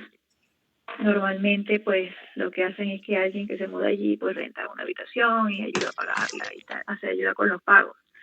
Pero rentar así como tal, libremente, no está permitido en la comunidad, ¿sabes? Ahora, no sé, que ustedes se quieran meter o no, bueno, eso es opcional. Pero legalmente por la comunidad no se puede rentar. O sea, es para personas que viven ahí. Como es el 55 y más, entonces difícilmente también lo pueden rentar a otras personas. Bueno, no sé cómo es cuento. Lo cierto es que, bueno, dicen que no se permite rentar. La propiedad es 40 cash, se pagan 707 mensuales del terreno. Eso incluye el corte de la grama y, bueno, el uso de las actividades. Tiene muchas actividades ahí, 2 canchas de tenis, tiene 4 piscinas, gimnasio. Es muy bonita la comunidad. ¿Qué más? Bueno, tiene peluquería, es muy activa socialmente. Bueno, ¿qué más te puedo decir? Está lista para mudar. O sea, ya está todo funcionando perfecto. El water heater es nuevo. El techo está en perfectas condiciones. Se le puso piso nuevo, alfombra. Se le retocaron unos detallitos. Pues la pintura es nueva. En fin. Ah, ok. Bueno, Ese es el precio, ¿sí? Ese es el precio mínimo, pues, 40,000. Es el mínimo, no es un precio que estén buscando tal vez negociar. No, mira, está bien bajo. Si te pones a ver en esa comunidad, ahí la más económica que están vendiendo otros dueños son 67, 65,000 y no están tan bonitas por dentro como esta. La comunidad también vende, pero vende nuevas y vende algunas usadas también y la más económica está como en 70,000. Así que están muy buen precio. Ok. Bueno, lo que queremos es venderla rápido, pues. ¿Quieren venderla rápido? ¿Hay alguna razón especial por la cual están Bueno, queriendo? porque nosotros, por supuesto, por la renta, la que tienes que pagar mensual, ¿no? El lot rent, que lo estamos asumiendo. Entonces, nosotros lo que hacemos es comprarlas, remodelarlas y venderlas. Entonces, claro, queremos venderla rápido. Claro. Porque no le están dando unos ahorita, o sea, no hay nadie viviendo ahí. No, es que no, como te digo, no se puede rentar. Y además nuestro negocio no es rentar, pues nuestro negocio es vender, comprar y vender. Ah, ok, ustedes también hacen ese tipo de negocios. Sí, realmente sí estoy, o sea, no estoy muy familiarizada con este tipo de propiedades. Sí, realmente ahora que lo dices que es comunidad 55, algo así mencionaste. Sí, son personas de 55 años y más, ¿no? Es para personas mayores. Pues, ok. De 55 años, sí. Y no se puede rentar porque la comunidad no lo permite y además, pues, o sea, no se lo puede rentar a personas jóvenes ni nada en el peor de los casos, ¿no? Si quisieras asumir el riesgo de rentar. Pero tú sabes, los vecinos, ahí también ven, se sabe que la comunidad no permite renta, entonces tendría que ser algo como que muy fijo, que tú sabes, alguien conocido que sea muy fijo ahí, que vaya a vivir por mucho tiempo y bueno, ese es o sea, lo tiene que comprar una persona que tenga 55 años por lo menos, o 54 cumpliendo 55 este año. Eso tiene que estar, bueno, una compañía, ¿no? Por supuesto. Claro. Y luego, bueno, decir que la que vive ahí es mi mamá o whatever, no sé, y bueno, que esa persona viva por mucho tiempo y que no diga que está alquilada, ¿no? Pero bueno, eso es un riesgo ahí que asumirían ustedes. Realmente en la comunidad, pues no se permite, pues. Y Claro. precisamente es por eso, como para no estar cambiando tanta gente, ¿sabes? Es una comunidad bien exclusivita, bien, bien bonita. Sí, sí, vi un poco las fotografías, realmente es muy bonita. Y sí, bueno, realmente ya que entiendo un poco más la situación, también quería saber, ¿es usted la única? Porque creo que mencionó a su esposo. En el título de propiedad, ¿está usted? No, está a nombre de la compañía, está a nombre de mi compañía. Ah, ok, entiendo. El título sí. La venta es como un carro, es un título de propiedad. Ah, ok, como un carro. Se va al DMV, sí, se va al DMV y se vende. Ah, ok. Ustedes la podrían, o sea, para negocio de compra-venta inclusive, ustedes la podrían comprar y vender más cara. Pero nuestro negocio es como que el inicial. Nosotros la compramos ya bien, tú sabes, con todo el perolero adentro, sucia, horrible, tal, y le hacemos pocas cosas, pero que se vea un cambio y las vendemos. Entonces muchas veces nos las compran inversionistas que quieren agregarle un poquito más y poderla vender un poquito más cara. Eso también es un mercado que está ahí, pues, porque por ejemplo, si se le pone o si se le ponen más detallitos y se le arregla más la fachada afuera, pues se podría vender en más precio. Y bueno, ahí se ganarían ustedes la diferencia, pues. Claro, como dices. Pero normalmente no firmo contrato ni nada, o sea, no trabajo con agencias, somos nosotros directamente que le estamos vendiendo y es en cash, o sea, ninguna opción de pagar mensual ni nada. Claro, sí, no. De hecho, es la forma en que nosotros normalmente trabajamos, compramos propiedades en efectivo. Y sí, básicamente eso. Supongo que la propiedad está totalmente paga, ¿verdad? Sí, nosotros también compramos cash, sí. Y la negociación sería yendo a la oficina y mismo en la comunidad, tienes que meter los papeles, o sea, llenas una planilla, una forma, y básicamente es que ellos puedan ver que si pueden pagar el lot rent mensualmente, ¿no? O sea, que si es una compañía, pues es bien rápido y sencillo. Y eso demoraría como 3 días. Una vez que den la aprobación, entonces, bueno, y que no se tenga ningún récord delictivo y tal, ¿no? Claro. Después, a los 3 días dan la aprobación y ya haríamos el deal. O sea, en la misma oficina, o vamos al banco y se hace la wire transfer y les doy el título, y ya. Y ustedes van al DMV, lo registran, es como un carro. Registran el título a su nombre y luego dan una copia a la comunidad y firman el contrato con la comunidad del lot rent para la renta. Pues pasa por ahí el camión de la basura, ya tiene sus días a eso también incluye el aseo, ¿no? La recolección de la basura. Sí, claro, me imagino que el dinero es para el mantenimiento y además pagar por el espacio que se está utilizando, es lo que estoy entendiendo. Sí. El terreno no es propio, el terreno es de la comunidad, es de una otra compañía. Sí, eso es más o menos lo que voy entendiendo. Y lo que se paga, no hay homeowners association ni nada, sino que es la renta, pues, del lote. Y ahí no te sacan a no ser que no pagues, pues, obviamente. Claro. Pero no es que es temporal, tú sabes que el alquila, no, esos movidones normalmente tienen ahí, añísimos. Muy pocas personas los mudan porque eso también puede suceder, que si tú quieres te llevas tu movijón por otro terreno y ya, pero cuesta costoso también moverlo. Claro.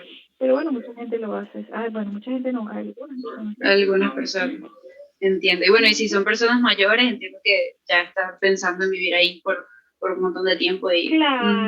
Claro, porque para ellos les conviene más eso que pagar un homeowner association y no tener tantas cosas bonitas en su comunidad, ¿sabes?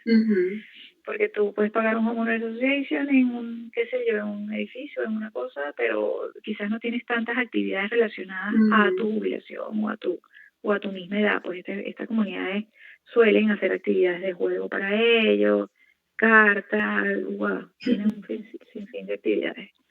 Muchísimo mejor que un asilo. Exactamente. Claro, ahí no ves gente enferma, ¿no? Por supuesto, hay gente que se vaya todavía por sus medios y... Todavía se vale por sí mismos. Tampoco están tan ancianitos. Sí. Bueno, otra cosa que, porque realmente no tengo el nombre de la compañía, me gustaría más o menos saber, porque yo quiero hablar con mi equipo, discutir más o menos la situación, eso es lo que nos gustaría hacer, pues hablar, discutir si nos parece que es algo bueno en lo cual invertir. No sé si, bueno, obviamente es algo que supongo que les interesa. Entonces, ¿podrías decirme el nombre de tu compañía, tu nombre, las personas asociadas a Yo, si quieres, pon mi nombre, Lourdes Centeno, y obviamente yo soy la dueña y hablarían directamente conmigo, pues cualquier cosita, Lourdes Centeno, y mi teléfono 407, bueno, este mismo, pues. Exactamente, sí. Ya tengo el número de teléfono. Entonces, eso es lo que voy a hacer. Vamos a conversarlo y en caso de que tengamos una buena oferta que... ¿Algún pues, interés? exacto. Que sea una oferta en efectivo. Realmente todo suena bastante bien. Sí, me interesa bastante. Creo que no puedo llamar hoy o mañana, pero ¿qué tal si llamamos el lunes? Es un buen momento para... Está bien. Ok. ¿En la mañana o cualquier hora? Mira, puede ser en la mañana. Déjame ver, el lunes. Sí, en la mañana está perfecto, en la mañana está perfecto. Se está moviendo bastante ¿Tuviste el anuncio en donde en Silo? En Silo, sí. Ajá. Sí, se está moviendo bastante porque, bueno, pero obviamente está a buen precio, pues. Y la zona se llama Livista, la zona donde está la comunidad, pues. Ah, ok. Livista, que está también céntrica, no está botada por ahí, fuera de Orlando. Ok. Está céntrica. Sí. Sí, es una buena ubicación. De todas maneras, si consigo que alguno más de mi equipo la contacte, ¿podría ser igual el fin de semana? Preferiblemente, bueno, sí podría ser el fin de semana. Ok, perfecto. Bueno. ¿Cómo se llaman ustedes? ¿Cómo se llama el equipo? Pues saber quién me llama, porque normalmente no permito mucho, ¿sabes? No, siempre me llaman agencias y tal, y por eso los corto rápido. No, pero es probable que llame mi socio, su nombre es Joseph. Joseph. Ajá. Ajá. Ok, entonces creo que quedamos así. Muchísimas gracias por su tiempo, señora Lourdes. Estaremos en contacto. Claro que sí. Gracias. Mira, bye, igual. Gracias.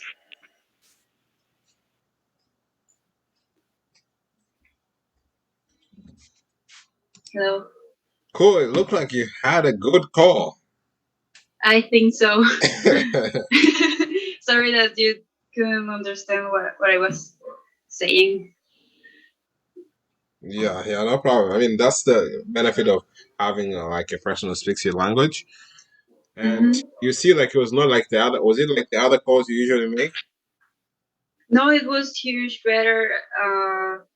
You're more comfortable. You're talking. You're like yourself. I felt like you were talking like yourself. Yes. I think. Well, it's also that she also felt comfortable talking to me for the same reason. So I think that's a bonus in that situation because she's always talking in English with people, but that's not her first language. And I think she felt comfortable because of that. So I also did. Okay. It looks like you're asking her about what a mobile home is. Yes, now I understand everything about it. What do you know? Okay, so that's a community. They when we saw there that there was like an amount for rent, it is the space that you're using. Oh, okay. And you have to 700,000. It is this kind of community where you're just people that are over 55 years old can live. But also, if you're less than that, you cannot. You cannot. Okay. You cannot show the buy picture it of the address? or live there. Sorry?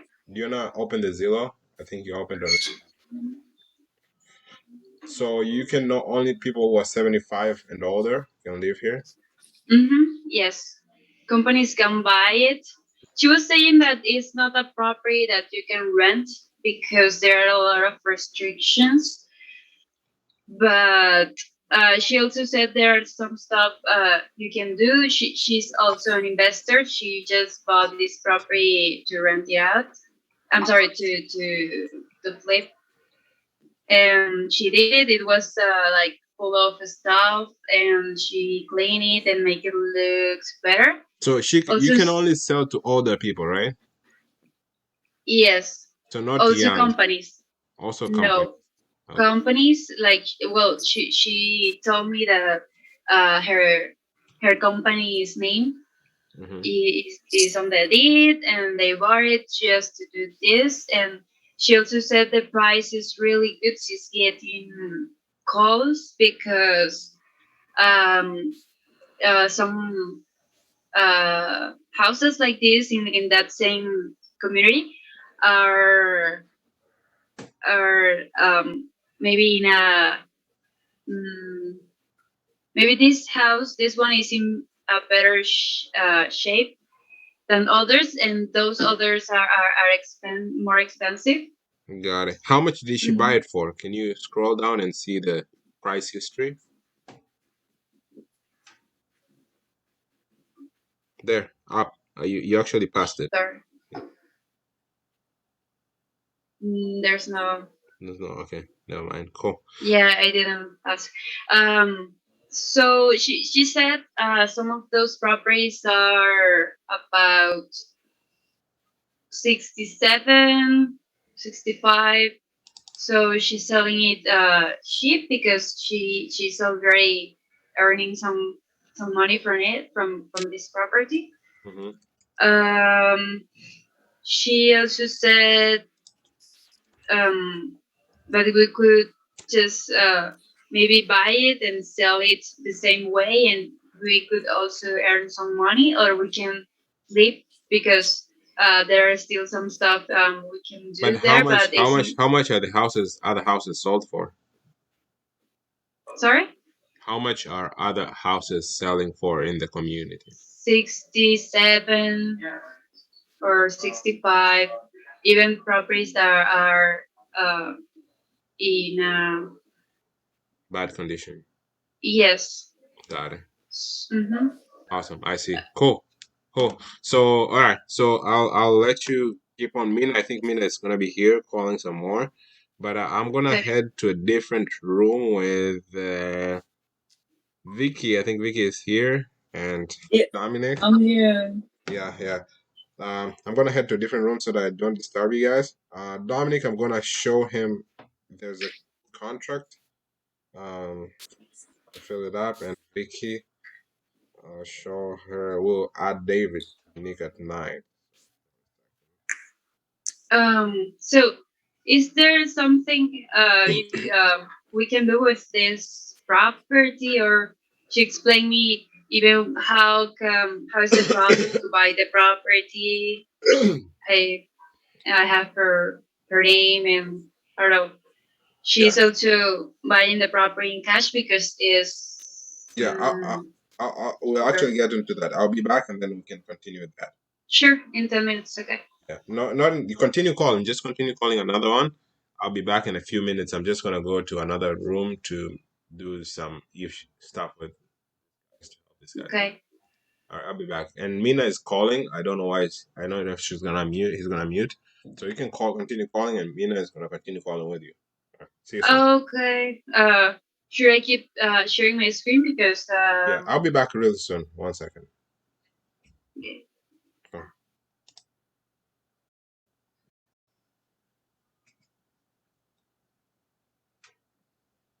Hey, Vicky. Hey, Joseph. Yeah, I'll be back in this room. I'll just go to Dominic. Oh, Dominic is here. Cool. Dominic, are you here, bro? Yeah, I'm here. Yeah, I didn't. I was trying to figure out which room I needed to be. So I put you here with Vicky, and you're wondering, am I here with Vicky? Room to room. Cool. So Dominic, I see the paperwork you sent me. This is the one here. Let me see if I can download this. I think you sent a picture. It's showing really small letters. But basically, so what you do is that you feel, I see here is in consideration of finder's fee, business transactions. This therein referred to as the finder of. So here is the person who. Oh, do you have any question first of all, filling this form or? Okay, hold on. Give me one quick second. No problem. One. Sorry.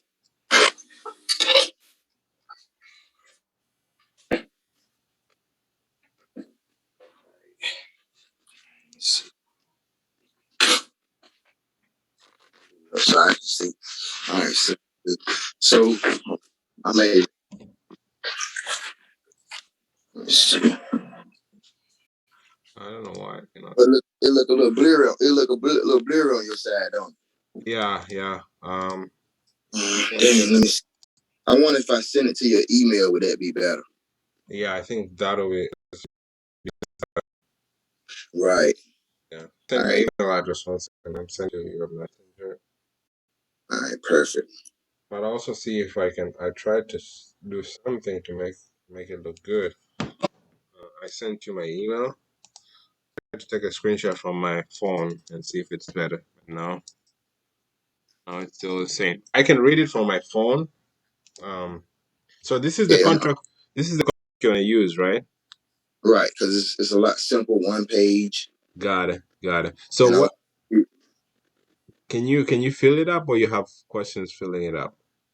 Yeah. So it's just pretty much the top part. So let me. Let me pull it up. Where it says in consideration of the finder's fee payable only to the successful close of business transaction. What goes on that line, that top line? Got it. So payable upon the successful close of this business transaction. Then there is a dash. There's a comma first. So that means that first part is it's like the first sentence is done. Then we enter into the second sentence, and there's a dash. And the dash says dash herein referred to as finder. So whoever's name, like let's say your person who you're signing a contract with, let's say Peter or Mary. Mary herein referred to as the finder of, then you're gonna put the address. I believe this is the address of 123 Main Street. Agrees to assist. Okay, Sorry, hold on, sorry. because as you saying, I'm putting down. So the first line, that first top line, that'll be the person name, the Yeah, but finder name.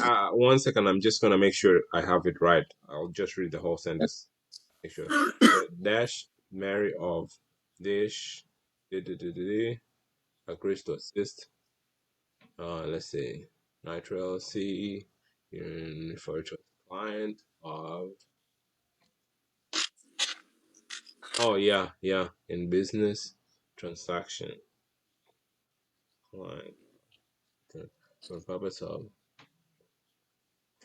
agreement, the finder will provide leads for contact who is or are interested in selling at terms or conditions accept to.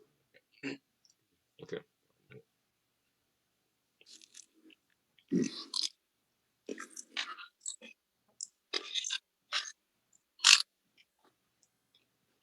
Yeah, this is also tricky to me. I mean, I would say so. I get the first part. The first part is like So the first part you enter pay. So I'll read it again from the beginning.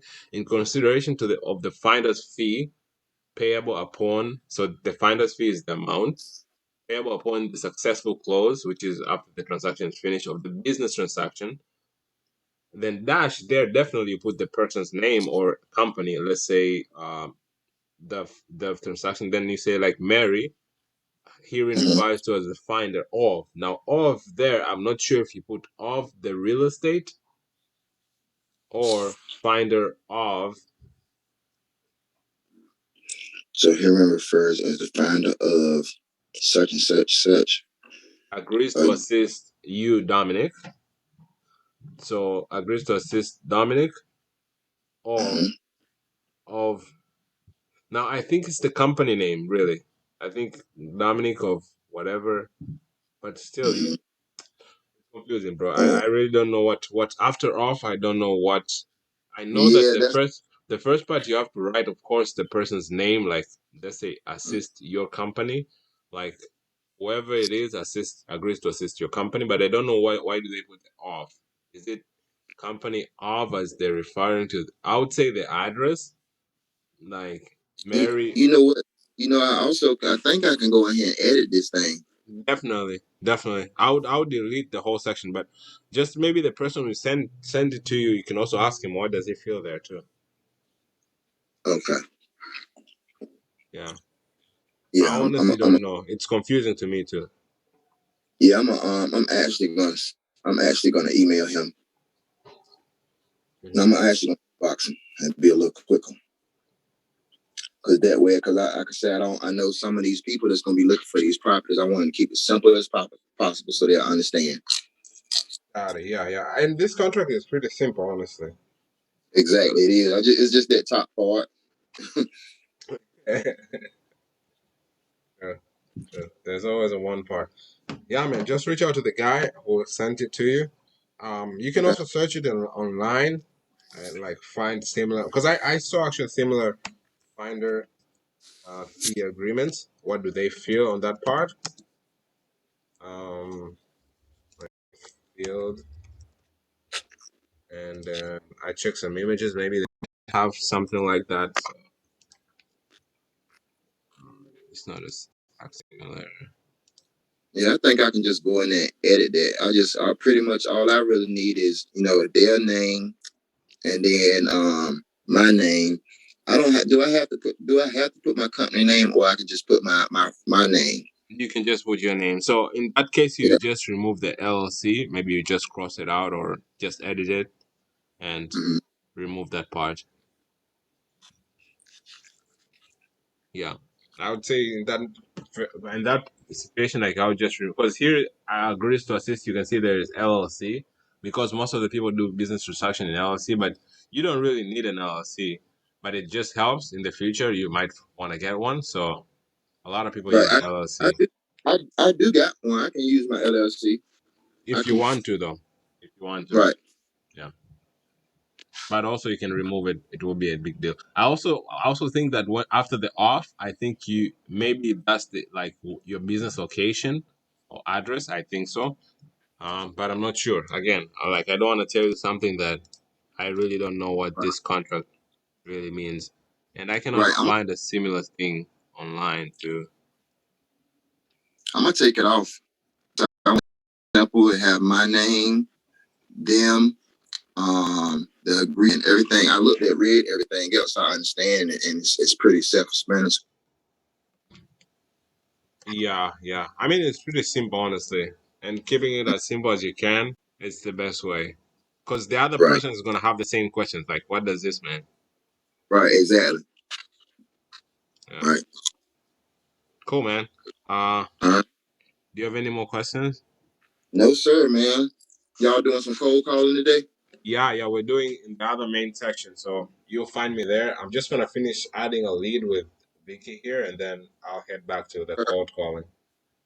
Okay, perfect. Do your thing, man. I'll jump on in a little bit. I'm gonna jump on this right here and get in touch with some of these people. Awesome, man. I appreciate you. Okay. All right. Yo, Vicky, you here? Yeah, I'm here. Cool. Yesterday I didn't hear from you. Yeah, I was on a call with a seller, so I couldn't get off. It was important. I was talking to a seller yesterday, and he wanted me to call him back this morning. So, I'm in the middle of that. Got it. Yeah. So yesterday we talked to. I think they talked to. Uh-huh. I forgot to talk to Derek or Norman because I yesterday I did it. So I listened for like an hour or so, and I got tired. I slept. I took a nap, and when I woke up, I realized that they had just passed the Derek and Norman. So I waited because it was kind of at the end. I waited until the end, and then I asked them, "Did you call them?" And by good chance, or I don't know, it's bad luck or good luck, but they didn't call them. So they called. Then they called them again. So Okay. then they called them, Uh-huh. and they called them. Norman didn't answer, but Derek answered, and they talked the Uh-huh. same issue about the land. They told him that they will. He should think more about the land and what he's planning to do and all that, and and they will do a research about it, and then reach back to Norman. Reach back to Derek. Sorry, reach back to Derek. So Okay. the first thing I'm gonna do is add Derek on the schedule again for today. Yeah. In case he's on. Add Norman too. I'm gonna call Norman and see what's up. Because I spoke with him before the time, and he said, "Okay." So he said, "Answer, I'll call back." So he might have tried to call back, but I don't know. I'm gonna call him today and find out what's up. Yeah. Add him. Yeah, add him again, and then I'm gonna call him and say, "Hey, you got another." I have one first slot on 320. It doesn't matter. Okay. Whatever you want to do. Why is it red? Vicky.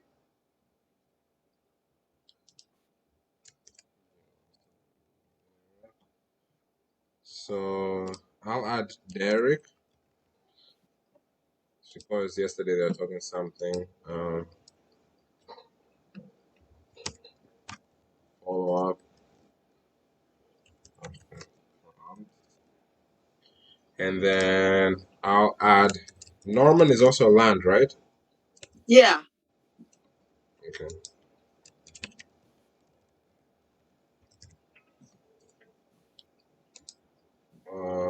Do you remember what's the situation actually? I can also check it, but What, Norman? Yeah. He has that land for 1.8 million over there in Monterey, somewhere like that. Montero? Got it. And he's open to terms, right? Yeah, he's open to terms. He has a mortgage on it also for 5 something. Mortgage on the land? Yeah, he was saying something like that. Yeah, it's on the notes. It should be on the notes. It should be. Did you call? Is that called a mortgage on the land? I know he owes 5 something on the land. Yeah, I don't know. I don't know if I'm using the right name or not. I hope you are. I don't know. Let's see. Is he on here? I don't see him. Yeah, he is. Oh, He is. Okay. Norman, Monterey. I remember the 1.8 and land was worth 5 million. Yeah. Yes. He has mortgage that's around 500 that needs to be paid off. Asking 600 down. 600 down? Well, he got it's 500 for the mortgage. Take that over. You know what I mean? We'll take over the mortgage. Do a sub 200. Oh, I see. So it might make sense actually. Yeah. Because like if the land, because I remember the land was worth like 5 million. Uh-huh. Yeah. So if 5 million, if a builder is willing to pay like 20% of that, so 20% of 5 million, that's about 1 million. So if he's willing to pay 1 million, so a builder is willing to pay up to 1 million. If a builder only has to pay like 600, right? Right. And then there's 400 left, then the other 500K, he's gonna pay it over time. Like he keeps a mortgage for 500K. Uh-huh. So I think that makes sense. But exactly. But here's the issue. Okay. The issue is, does he want? So if you take 500 plus 600, it's 1 million, right? 1.1. But he wants 1.8. So does he want 1.8 or does he want 1.1? He said 1.8. Okay, so that needs to be negotiated because I mean, a 1.8 is quite high, considering if it's 5 million, 20% is 1 million. So 1 million makes sense, but 1.8 doesn't make sense. If you get my point. That's his asking price is 1.8. So I get your point, but what happened, Joseph? You left the room just like that? No, we're adding something here. I didn't want to disturb you guys there. Are you making calls there or what? Yeah, I had a phone call and I'm sorry, I kind of had you paused, like muted because you were talking and I felt like I couldn't understand anything in Spanish, so I just made a call. Made a productive call. Actually, I don't know if you heard any of it. No, I didn't. That's cool, man. I forgive you. Hey, Vicky. Hi, Amina. How you doing? I'm doing okay. Pretty good. That's right. Cool. So let's. I'm gonna finish adding this, then I'll be on to calling. Cool. So Vicky, we're adding who and who today? David. Also, yeah, and David, yeah, David. Only David, right? Yeah, David. Cool. That's the new one. And has he agreed to call today? Yeah, he said today, anytime afternoon today, he'll be open. That's what he told me the other day. So I'm gonna call him though after he set him up. Got it. Cool. So, all right, let's add it first.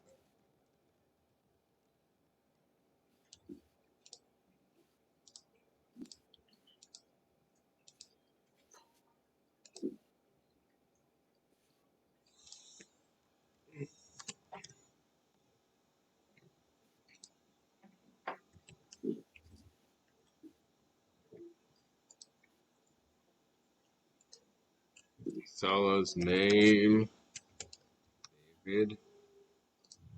Phone number. Yo, Joseph, remember that guy where I told you he might be a deal and he only wants cash and he has his house in a trust and nobody's really calling him and I lost all his notes? Oh, I don't remember. That's cool. He has what? So, He has 1,000 and he has. I don't understand. so he had a house for sale, $98,000. Nobody's calling him for it. Well, I think one of the reasons the home value says 94 on Zillow. But aside from the point, nobody's been calling him for the house, and it's been like what, 30 something days now, 32.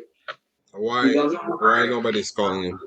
I have no idea. His house is not too shabby, but he kind of only wants cash. But I feel like if we talk to him more into creative finance deal, he might be able to do it. He doesn't want to do creative, but Is he asking over market value? asking 98. And what's the ARV? I didn't do the actual research, but Zillow says 94. Okay, so it's asking market value. Does it need work? Not much. Not much. So we'll get to see. Yeah, so I lost his notes and shit, and finally I find Oh, it. wait, David will do 10% down? Yeah, he said he did it 10% down. Okay, but the issue is 1 year, right? Yeah. Exactly. Wait, and the tenants are paying 2,200 and his mortgage is only 318? Yes. This is impossible. That's what he told me. Okay. I mean, that's good. The mortgage is only 318. Uh-huh. That means it's like nothing, right? Yes. There's a reason it's like nothing. It's scary. Why is it nothing? I don't know. I don't know. Okay, cool. We'll figure Oh, that out. shoot. Yeah, I told him with that 1 year term. I said, when he said, we gotta negotiate. I said, yeah, you're gonna have to negotiate with that, brother. That's That's Nick at night. Oh, that's why. Is this the pictures? But I mean, it looks so pretty. Yes, the picture. So why is it empty now? Or No, tenant. how he's paying for $500,000? That's what he said. Okay, and he's asking. I'm guessing it's 550.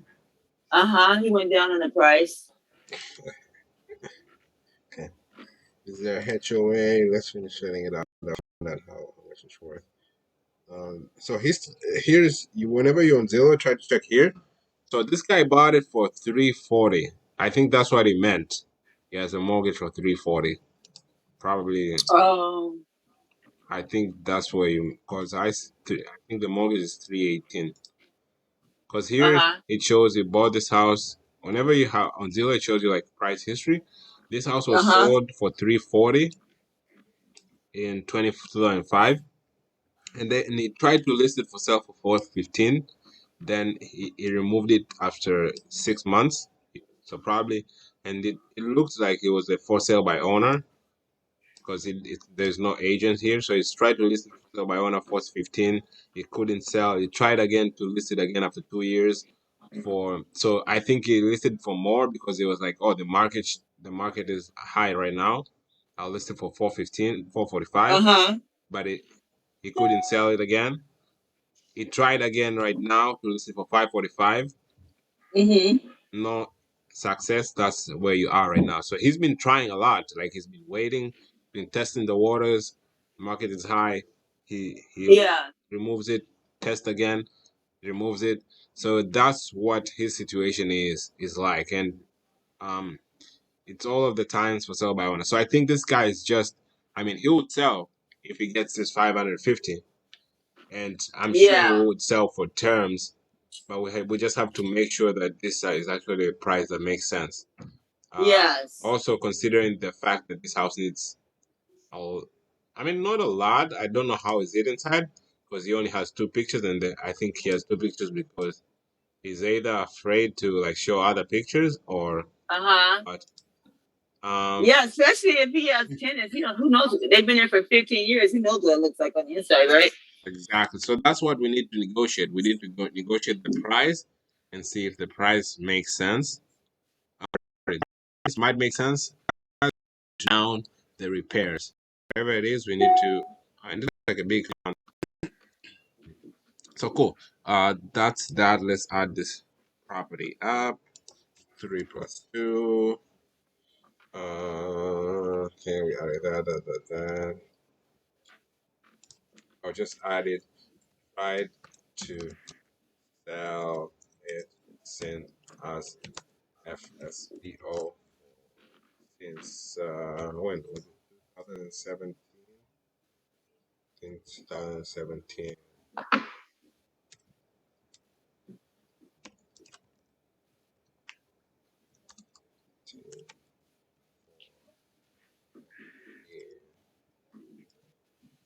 Okay, recorded.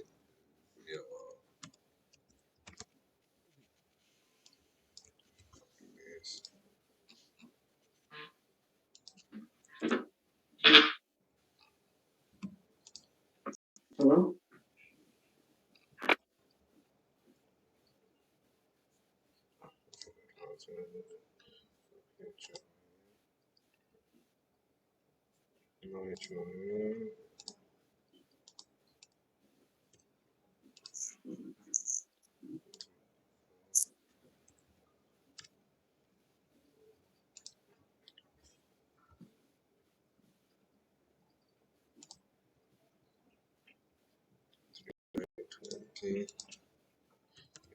Zero.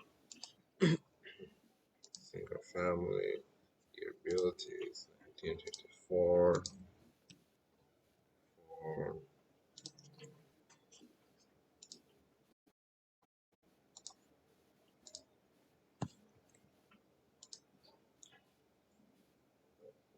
Asking is 550, right? Yeah, 550. 50 ARV. Okay. Let's see.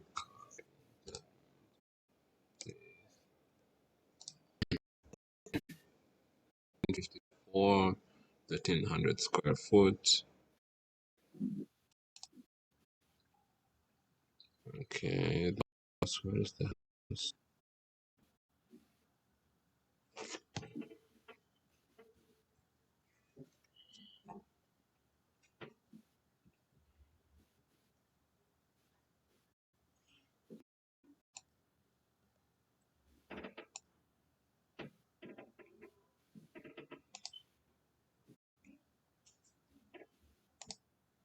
Well, let's see what's the mortgage. Yeah, so the mortgage estimated balance is 214, 254. He got a loan, which I say the same thing, 2005, 2006. Got a loan for 331. That's when he bought the house, which he bought it here. Where's the 340? So maybe he put like 20% down plus closing costs and all of that. So at the end of the day, he ended up having a mortgage of that. And his mortgage payments, his estimated loan payments, he pays 2,300 and 41. I think you got 341. That's why I was surprised. Okay. No, I write down what he told me. That's what he told me. And you removed For real. You removed That's the what two. he said. Okay, let me. estimated monthly payment. So he pays that, and this guy's been bleeding money. The tenants are paying him only 2,000, and he is paying the mortgage. I think that's the reason he wants to sell, because he's not making any money. Okay. Yeah, he said he's a tight landlord. He wants to travel. So That's a lie. yeah, That is a lie. I mean, do you believe him? Huh? I I didn't know nothing about the numbers. I'm just writing down what he said and putting it in Freedom Song. So, you're breaking it down. So I'm like, oh, wow. I see a whole different vision here.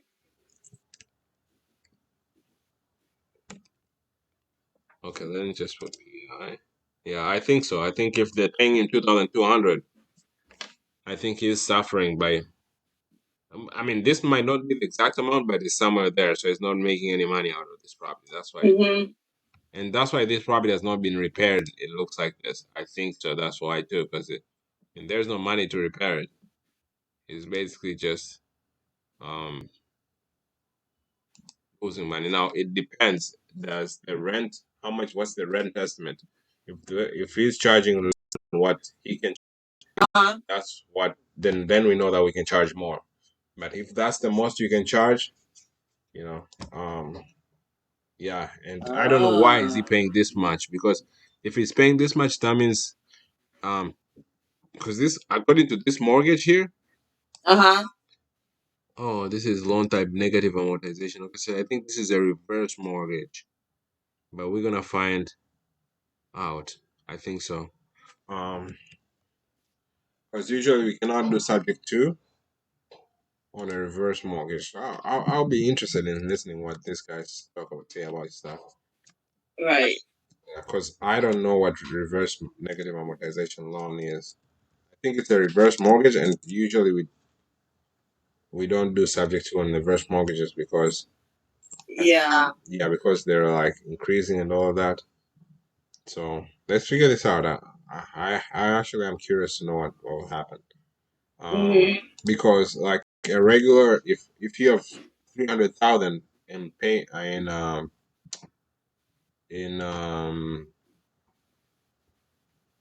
as a loan, you shouldn't be paying that much, and I'll show you why. You should be paying like maximum maybe 900. Not mistaken. He's paying way too much. There is a reason why I think so. There is negative amortization loan. Wow. I think that's the first mortgage. I'll show you how much he's supposed to pay. Let's take 30 and let's do 30 years, and the regular interest rate is like 2.8. Supposed to be paying 1,300. Wow. Yeah, but he is paying 2,341. Way over. That's crazy. And if you're paying 1,300, then he would have 1,000 in profit. If you get my point. Yes. So 1,000 in profit, you can do a lot of things. You can repair the house. You can always have money in case of inflation and all of that. So he's a guy who has made either a bad decision, or another reason it might be maybe he's paying high interest rate. He's paying interest rate of like 7%. Then his payments become higher. Yeah. So he's either paying interest of like 7.5. I believe that's when you get like 2,300. Yeah. Wow. One of the two is the situation. Yeah. So I'll just add that down. Either reverse mortgage situation or high interest rate. Copy, and yeah, so that's why he had it listed for like 415.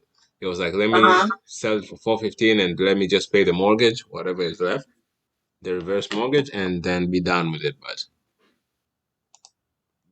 he couldn't sell. So I don't know. I guess we're gonna find out, Yes. We're gonna find out. So let me just add those information on here. Now, the other thing I was gonna check is how much is the rent in this area. which in rental value right here. So the rent is 2,800. So it's charging way less than. Way less. Yeah. So I mean, of course, the mortgage payments is like 2,300. I think that's the issue. But if he was charging like less, sorry, he has an ability to charge 2,800, and that can give him a little bit of room. But I think this the issue is still the same of the fact that even on Propstream is saying 2,700. Yeah, there's still issue. The mortgage payments were supposed to be like 1,500 or something like that. Yeah. Or 1,300. So 2,850. Now, let me just have that. 2,850. So let's say if we buy this house for 500, if anybody gets a new loan, their payments should be somewhere. So I'm just trying to see if it makes sense to rent it out. If like we get a new mortgage, our payments will be 2,200 at 550 regular interest rate of 2.8. We'll be paying 2,259, and we can rent it for 2,800. So we have like how much in about 300 or 400, which is still not enough. Yeah, that's still not enough. Yeah, because where are you getting 2.8 from, bro? That's that's like what do you call it? Personal residence rate. Right now it's at least 3.56 or 7. If that's your first investment. If it's what do you call it? One of these interest like rate. called commercial. Yeah, man. If it's commercial loan, it'll be at least 4.5, close to 5, as a like commercial loan. But if you want to do this under somebody's actual name, it'll be like 3.5 to close to 4. Got it. So let's assume 3. Let's take 3. Is it going to be a private residence? Yeah. So let's say if somebody, I'm not saying as if you buy it as an investor, but if somebody was to. Yeah. Just put 3.25. 3.25. That's where it's safe. Okay. I actually had I know somebody that's literally getting a loan right now. It's 3.5, and they paid to get the 0.25. So 3.5 is really, being on the conservative side. Got it. Cool. So 3.25, you still have 2,300, and your rent is 2,800. So you have like 2,390. You have 400 in extra money. Yeah. But you haven't paid insurance. You haven't paid taxes. All those other costs, yes. Yeah, you haven't accounted anything repairs, and usually insurance is you can actually check on Zillow. The insurance here is going to be 340. Sorry, taxes. Wow. 340 per month. So that's already you have like, if you minus 340, you have I think $70, $67. And home insurance, you don't have any money to pay home insurance. So you already No. Yeah. So I mean, yeah, I think it's tough. So it's tough, but if he was to sell it, let's say if he was to sell it for you for like if his loan, but his loan, you see, he's paying 2,300. Yeah. If his loan was more reasonable and you're paying like 330, so you'll be paying like 1,400, then it would make sense. Yeah, it would make sense there. Cool. So let me just finish adding this. And now let's do the ARV, how much is this property worth? MLS. 1944 to 1964. Looks like the area has a lot of condominiums.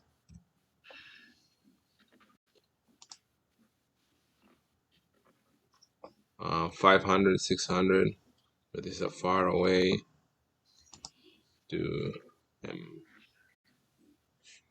okay. Let's say 0.5. Oh, nothing. All right. Let's check on Zillow.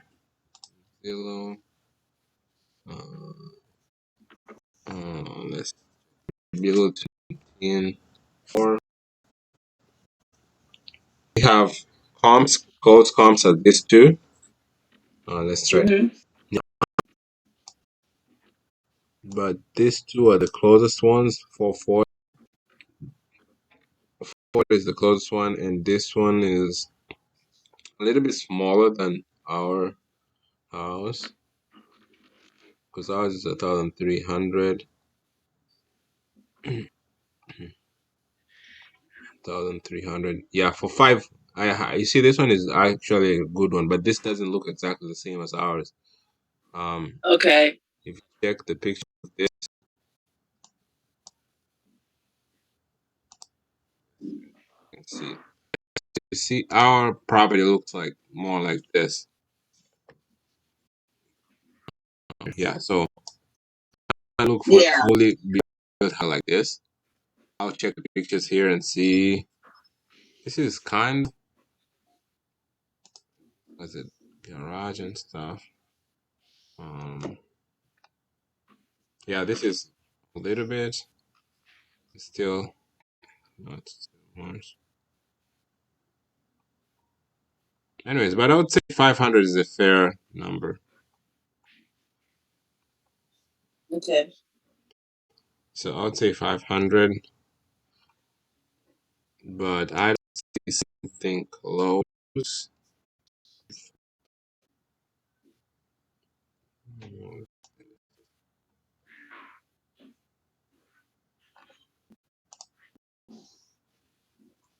Okay, so we have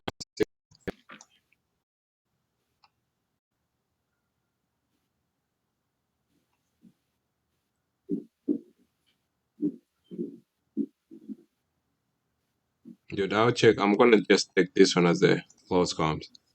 Okay. Yeah, because it's almost the same square foot, same scope. I'll just add this.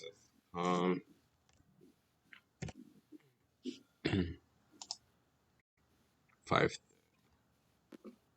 Man, they make you guys do a lot of work, man. Yes, bro.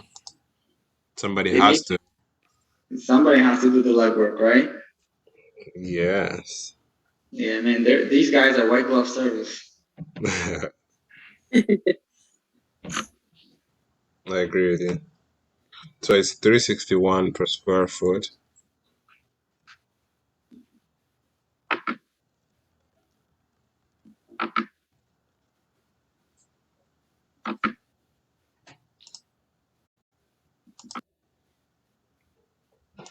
Vicky too doesn't want to. I didn't even sit up this. I like Yeah. It's white glove service too, man.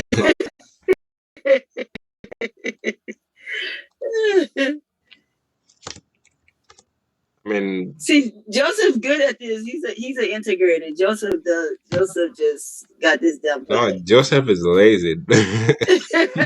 Joseph doesn't like to talk to sellers, so this is what he wants to do. Exactly. See, I'm opposite. I can talk to the seller all day. Yeah. What Joseph does, the integrating part, oh no, that's not my forte at all. Yes, man. Nothing better than talking to people all day. Yes. Dude, you guys are opposites. I mean, I admire what you guys want. You love talking to people all day. Man, that's what gets the deals, bro. You gotta jump on that. Come on. Well, that's just like Pace and Cody. Cody doesn't talk to nobody. He does the integrating. And Pace does the talking. Well, you gotta find a Pace though, and that's definitely in me. Vicky, maybe, but I don't know. No, actually not me. Come on, why are you saying not you? I don't know. I'm just being honest, to be honest with you.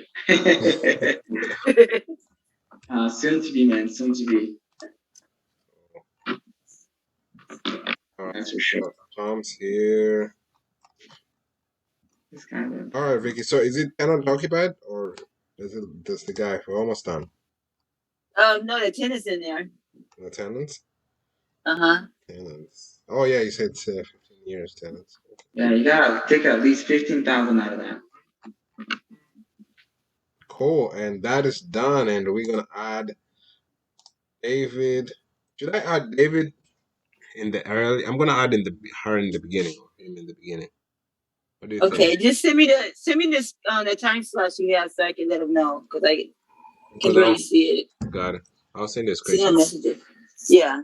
Yeah. So I'm gonna add David because I feel like David is kind of there's a reverse mortgage, but I feel like it's kind of an important call. Okay. So I don't know. That's fine. Yeah. Does Nick has any more slots available for later? No, he does. Also.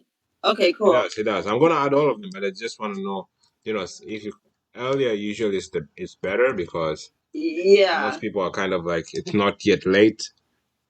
Yeah. And Well, especially today. I'm talking about when I get more sellers through the day. Oh no, there is a lot. I don't know why there is a lot of slots today. Okay, cool. It's free. It's basically free. Oh, great. Yeah. So I added that. Let me put this on the other side. And David's open to terms 10% down. Is it I spent so much time on this. Did I even forget? Is the one with 10% down, right? Yes. No, I think you're mistaken. The 10% down was the previous one. Am I wrong? Oh, okay. Let me see. No, he's the one. Sorry, he's the one. Yeah, he's 10% down. You're confusing me, Joseph. Yeah. 10% down, carry for 1 year. Yes. That's him.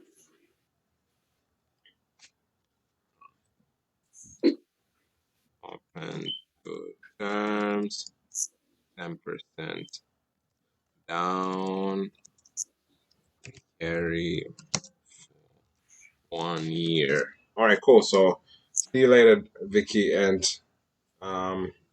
just remind me.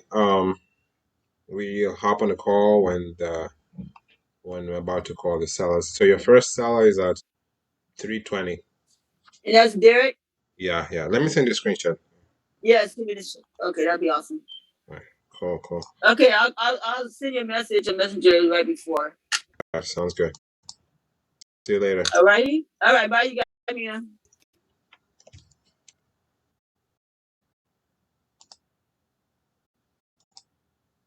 Mina, I'm gonna go to the main room. See you there.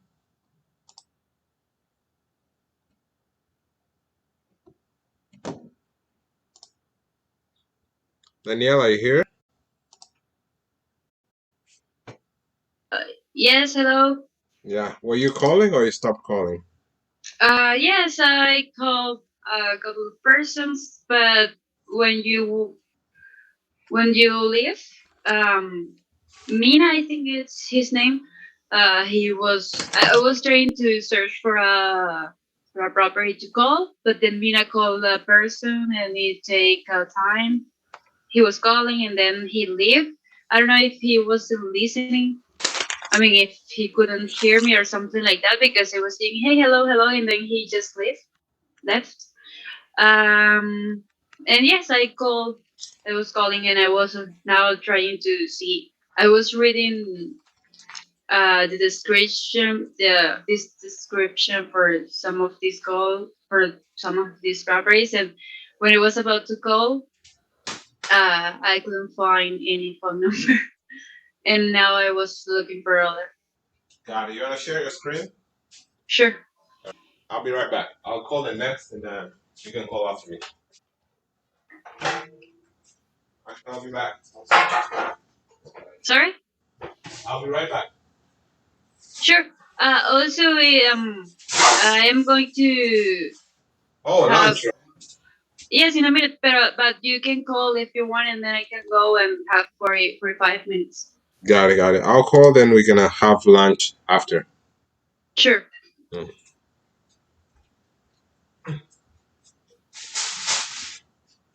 1 second, I'll be right back.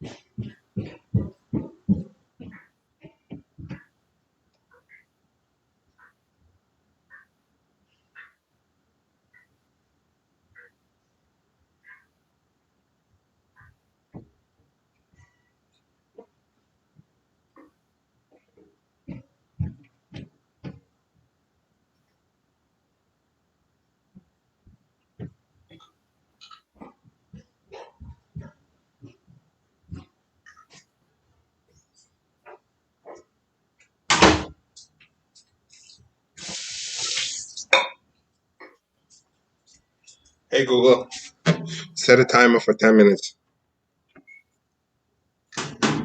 Is that for real or? Yeah. Using the phone, I usually set timer because when I put something in, I always forget and find. Oh. What are you making? Doing broiling sausage. Sorry, what? Sausage. Oh. Yeah. Oh shit! Why did I delete all of it?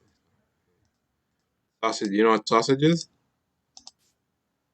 Yeah, but you said you put sausage in the Yeah. So instead of like, how do you cook sausage on with water. water? With water? Yeah. Uh-huh. You boil it? Yes. Okay. Yeah. I guess that's one way. You usually put it, let it sit for 10 minutes. But often it's like kind of barbecue kind of way, if you get my point. It doesn't like, it's not like an oven for baking. You can use it for baking, of course, but the way I put it, it just like throws fire. It just like, it's like, Oh. yeah, it's like barbecue kind of. It's Yeah, got you. like a pizza oven. I put it there for some time, and it gets Oh, to cook it. okay. Yeah, Yes, those are useful. definitely they are. Mm-hmm. So cool. Let me call this. This was it. I already called that guy. Oh, Yeah, he see what? this. Yeah, I want you to see those pictures. Mhm. Mm-hmm. So say, Well, the property is in bad shape, but I talked to him. He said he was really busy, and he wants to survive. But the thing brother. is that he's still selling the property. Mhm. Not exactly. I mean, he didn't say that, but see on the details, it says that the property has been sold. But I still called him because I saw these pictures were interesting. Got So it. Got it. Let me call another uh, one. Unless yes, you, yes, I was just curious because I don't know if maybe this could be a property in real bad shape. but you have to find out, right? Yes, exactly. Yeah. Yeah. We don't know yet. We haven't talked to the guy, but he was Mm-hmm. busy. He was busy. Yes. Mhm. Cool. Great family. Home situated in prime location. Okay. So let me call him.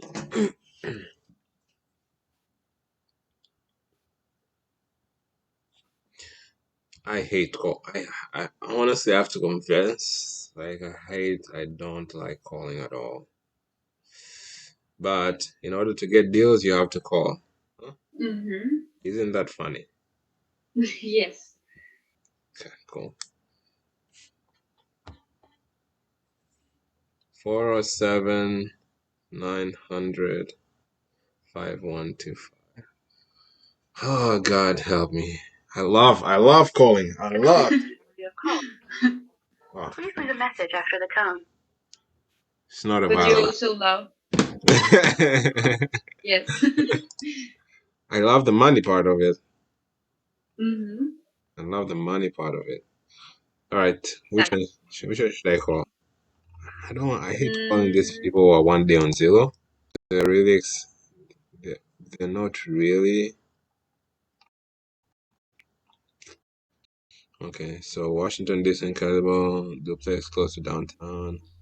Duplex. Oh, in doubt, annihilating hands with more exact building. On each side, 1,500 a month. Okay, so and the second floor is 1,300. Wait,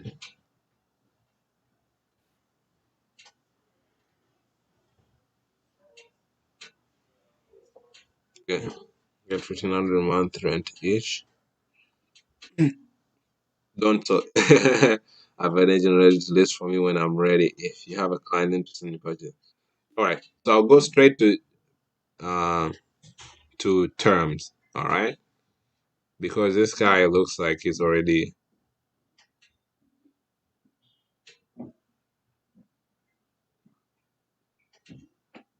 Already what? he's already like he doesn't want to talk to an agent and he's straight to the kill. I'll just go straight to terms, let him shout me down or not. Let's find out.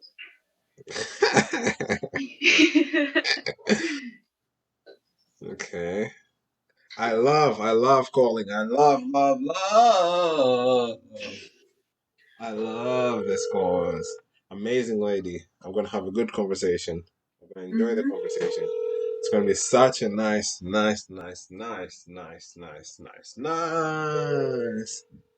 conversation.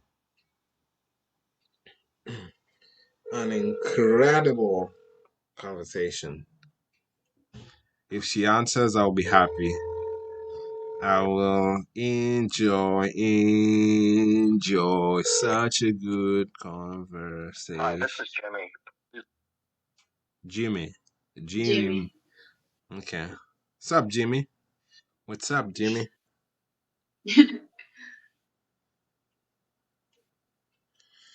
I hate reading because it makes me don't want to call. Like I already know. I already know. Jimmy. Come on, Jimmy.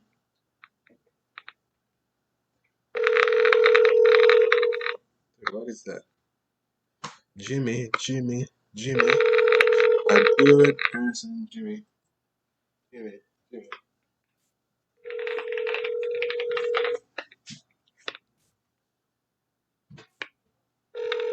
I love calls with Jimmy. I love calls with Jimmy.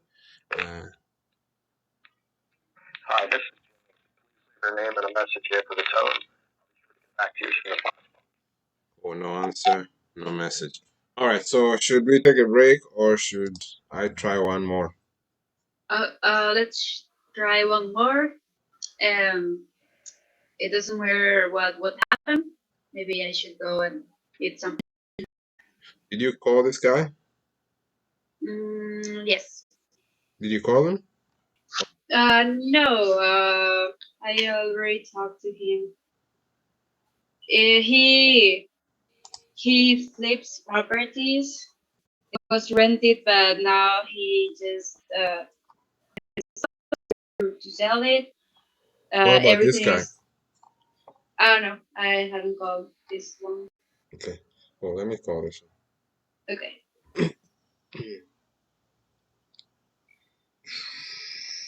Oh my God. I love. This is the best. Yes. Such a nice call. Such a nice. Oh,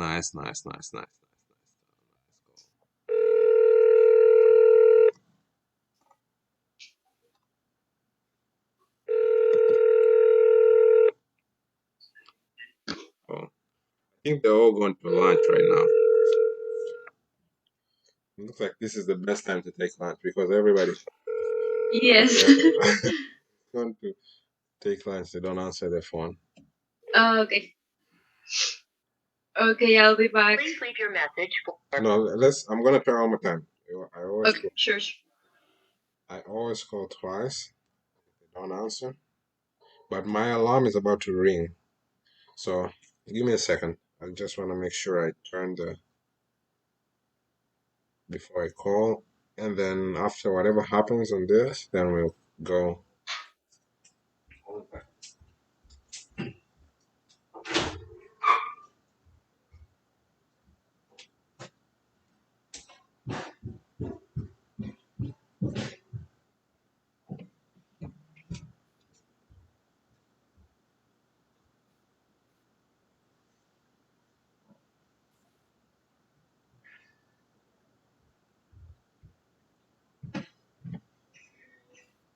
Sorry, I lost you there. You are you there?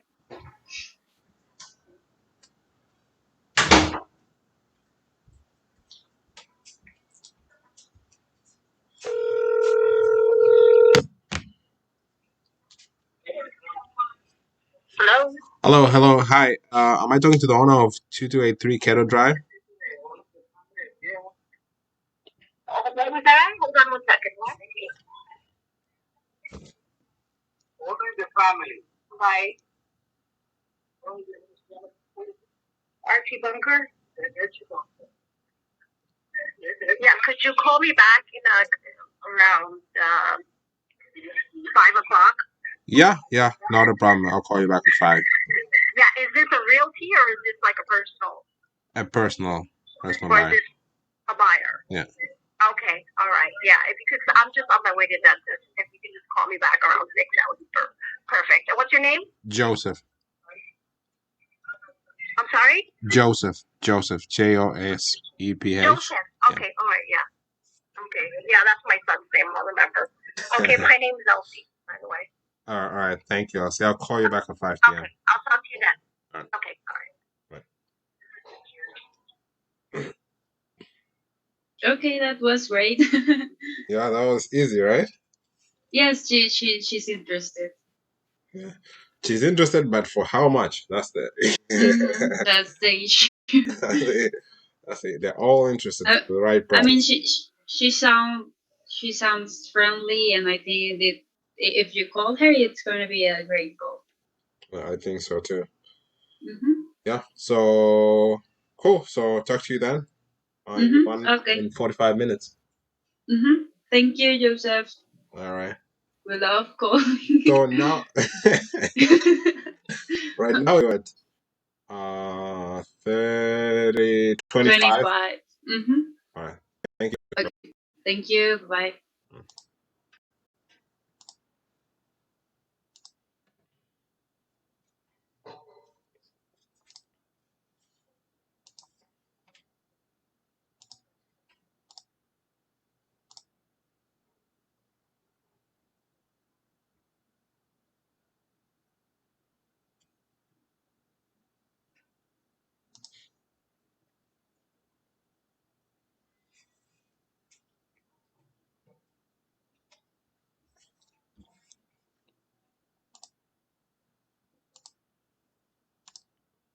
You don't have to. You can actually lock these property under contract all over the phone. See, wholesaling is one thing. Okay, so when you're new to the game, most people will go out and meet the seller. This is level 1. You want to get to the top level, it's called virtual. Virtual wholesaling is the top level of wholesaling, which means you're completely virtual. And that's what I've been doing for the past 4 years. You don't meet the seller, you don't see the property, you don't see the buyer, you don't meet nobody. Like, you can be in Cancun drinking margarita and closing deals over the phone. It's not a fantasy, it's a reality. I was in Vietnam for like a month, and I was still closing deal over here, right? Well, obviously I have a team, but you don't need a team. You can do it all by yourself. You can be a one woman show. But to scale, then you need a team. But I'm saying, all you need to do is get on the phone. You just need to know how to qualify them. You need to know how to negotiate, and you can lock these property up on a contract all over the phone. But dude, when you get no information on the property. So, bro, you need to watch some more of my Friday Live Cold Call roleplay. But honestly, for those of you, if you're ready to go, man, ready to take actions, like this is not gonna work, man. So typically you qualify them, right? You get on the phone, you build a rapport, you qualify them, then you set an appointment to call them back and make offer, and then lock them up under contract. And let me give you a key. Here's the key to how you lock property under contract all over the phone. Most of you, what you do is when you go back and forth with the seller on a price, and the next move you want to make is you'll be like, well, why don't we set an appointment to go out to see the property? The reason you do that, and tell me if I'm wrong, comment down below and tell me if I'm wrong, all right? So most of you, if you don't know how to lock them over the phone, here's basically your process. You talk to them. You went back and forth on the price, right? And maybe you're like $10,000 or $20,000 apart or whatnot. Now you're like, hey, well, now you don't have to close them. So guess what you're going to do? You're going to be like, well, are you available? And then the thing is, dude, when you set an appointment, don't ask the seller what day. Dude, tell them. So how about tomorrow at 10 a.m.? Would that work for you? If it worked, great. If they tell you no, it won't work, then you ask them. So what will work for you, right? So what are your availability? And then when they give you a time, don't just go ahead and accept the time. Just go ahead and be like, well, because now you want to make them make it sound like you're busy. First of all, you're busy, which means your business is getting a lot of business, so you're busy. Okay, you gotta act busy, right? And another thing is you also want to make them feel like you're getting out of your way. You're moving your schedule around to make it work for them. So if they tell me, okay, if I give them time, it doesn't work for them, dude, it's all right here, man. I'll be like, and then let's just say if they say 11, I'll be say, 11 o'clock. It seems like I have an appointment around 10:45, but here's what I can do. John, let's just say it's John. John, here's what I can do. I'm going to move this schedule and I'm going to try to work it around your schedule just to make it work for you. So I can push that appointment back. So I can certainly make 11 work. So I'll see you at 11, right? That's how you do it.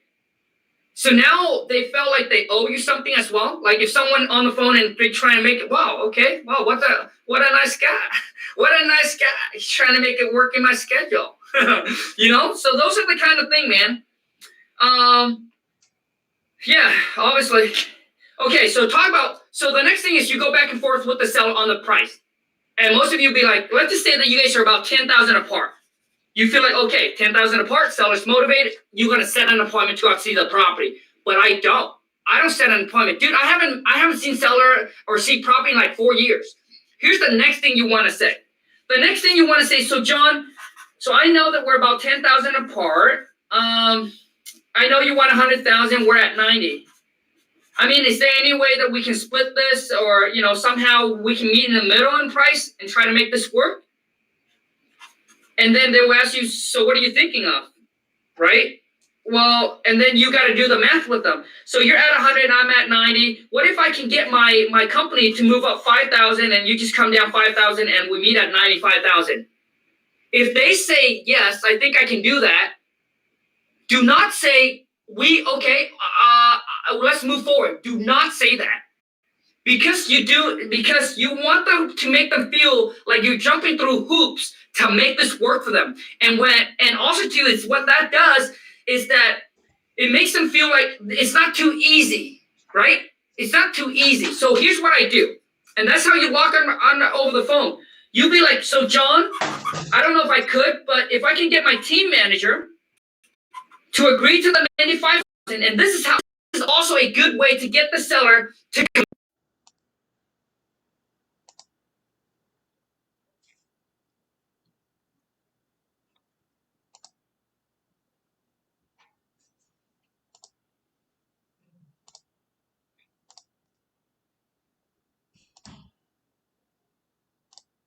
commit to you, right? Before you say, yes, we can do that, you want to get a commitment, like they lock in.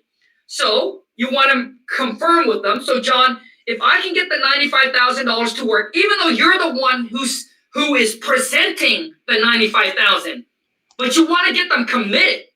So you will be like, so John, because now they feel like, hey, you need to go through the extra hoops to get this done. So they gotta stay committed. So John, if I can get the 95,000 approved, are you ready? And this is when I slow down. Are you ready to get the paperwork done and sell your property? That, my friend, that is how you lock property up under contract over the phone. If I can make this price work, if I can get this price approved, are you ready to get the paperwork done and sell your property? And the answer should be yes. The answer should not be maybe. I think so. So when they say I think so, just say, John, I want to make sure that we're in this together and that you're confident of moving forward on this price. And I'm going to do my best to make this work, on your behalf. So I want to make sure that you're in this just as much as we are. If I can get that price approved. So if I can, are you ready to move forward and get the paperwork done or not? Right? I think so. It's not certain. You want them to be certain.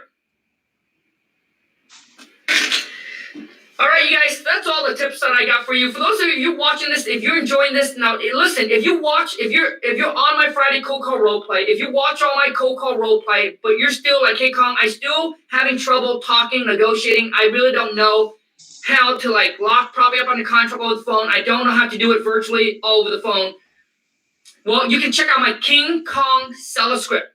It's a one script that fits all. So whether you cold call, you door knock, I don't care if you cold call for sell by owner, it's just a one pitch. It's just a one pitch. So you can check it out. Link is down below if you want to check out the King Kong seller script. But I'm telling you, I'm going to take you from here to a whole nother level. Anyways, you guys, I hope you guys enjoy this, and I hope that this video add a lot of value to you. Please show your boy. If you're watching this live, just exit out of the live chat and boom, smash the thumbs up. If you're new to the channel, be sure to boom, smash that subscribe button and turn on the bell notification so when I upload a new video or when I go live, you get notified. Once again, thank you so much, you guys, from the bottom of my heart for the love, for the support. Until next time, take care and ciao.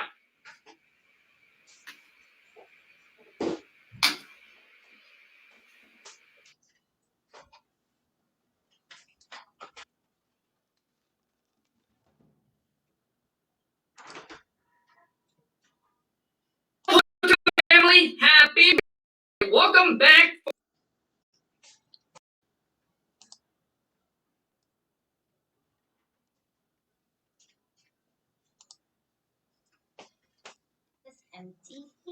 Oh yeah.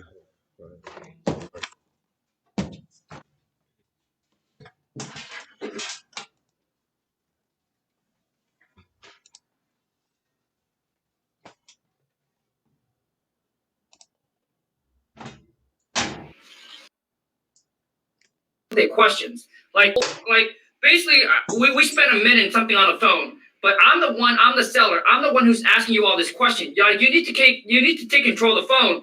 And by doing that, dude, all you need to say is, hey, yes, so we sent out, some some letters in the area, just wanted to see if anyone have a house or property that they're interested in selling. So do you have a house or property you're interested in selling? Gotcha. Okay, Gotcha. yeah, dude, always follow through with a question, and that's how you control the phone call. Okay, gotcha. Hello? Are we going again, or? Yeah, so how do you guys determine what price to offer me? Okay, so we usually determine on the price based on the condition of the property. Have you ever considered a cash offer for your property? Have I ever considered a cash offer for the property? Yeah. Oh, I mean, you guys the one that sent me a letter saying you have a cash offer for my property. Yes, okay, so can you tell me a little bit more about it? Okay, so I would not ask that question. Okay. Okay, so, I mean, would you, I guess, so what do you want to know? Okay, I would love to know, how many bedrooms and baths is their property currently have? It's a 3-bedroom, 2-bath. Okay, so 3-2, great. And what's the condition of the property? How's it holding up? I mean, it's currently rented, so it's in a pretty. Okay. Okay, great. How much is it rented for a month? Right around $1,200. Okay, great. So that tells me that the property is in livable condition, being that there are already tenants in the current space on the property. Okay, so we agree on a number that works best for you and me. How soon are you looking to close up this property?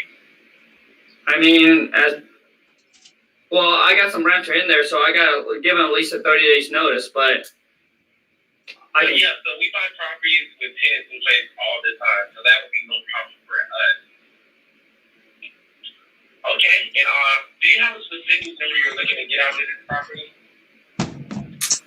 No, I don't. I mean, I figure you said the professional, so if you can, Okay, so great. So with the property being in livable condition, I'm pretty sure, does it need any updates at all? How's the kitchen and the bathroom? Has it been updated in the last 5 years? Well, like I mentioned, it's currently rented. The renter doesn't have any issue with it. I guess if a buyer wants to buy and update it, they can, but there's nothing wrong with it.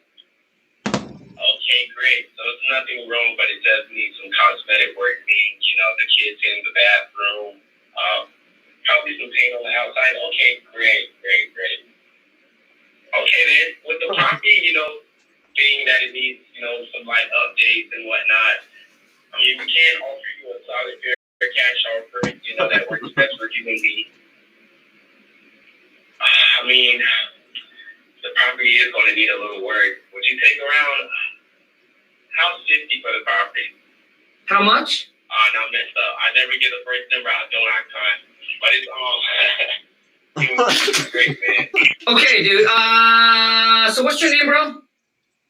My name's Brandon. Brandon. So, dude, Brandon, man, what you need to do, dude, is you need to come in, dude, and you need to build some rapport. You basically just get straight to the point, ask about the condition of the property, but you need to build rapport. Gotcha. Okay, watch this.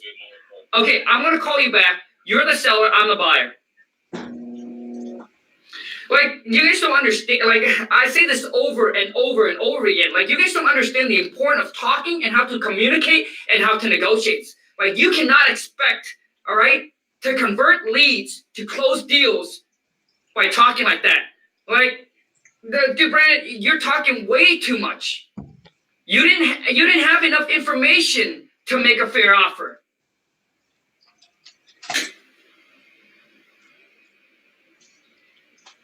Please state your name after the tone. Okay, I'm just gonna move on to the next one.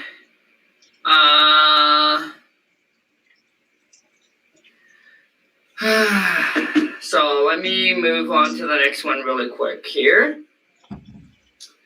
Like, you guys gotta improve. Like, you gotta get better. You gotta get better if you want to convert more leads into actual deals.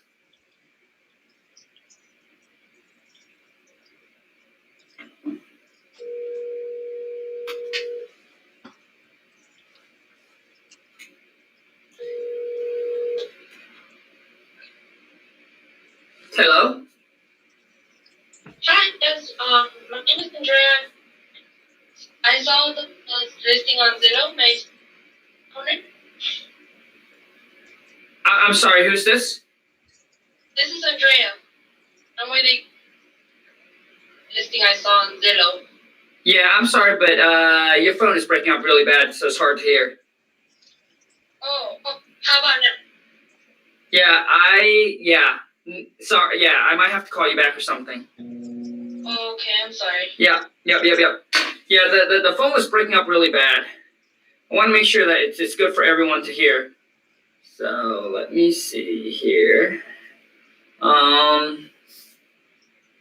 Sorry, I didn't mean to do that to you, but the phone was breaking up, so I get a lot of comment on some of the other ones they comment. The phone is breaking up, dude. Just hang up and move on to the next one.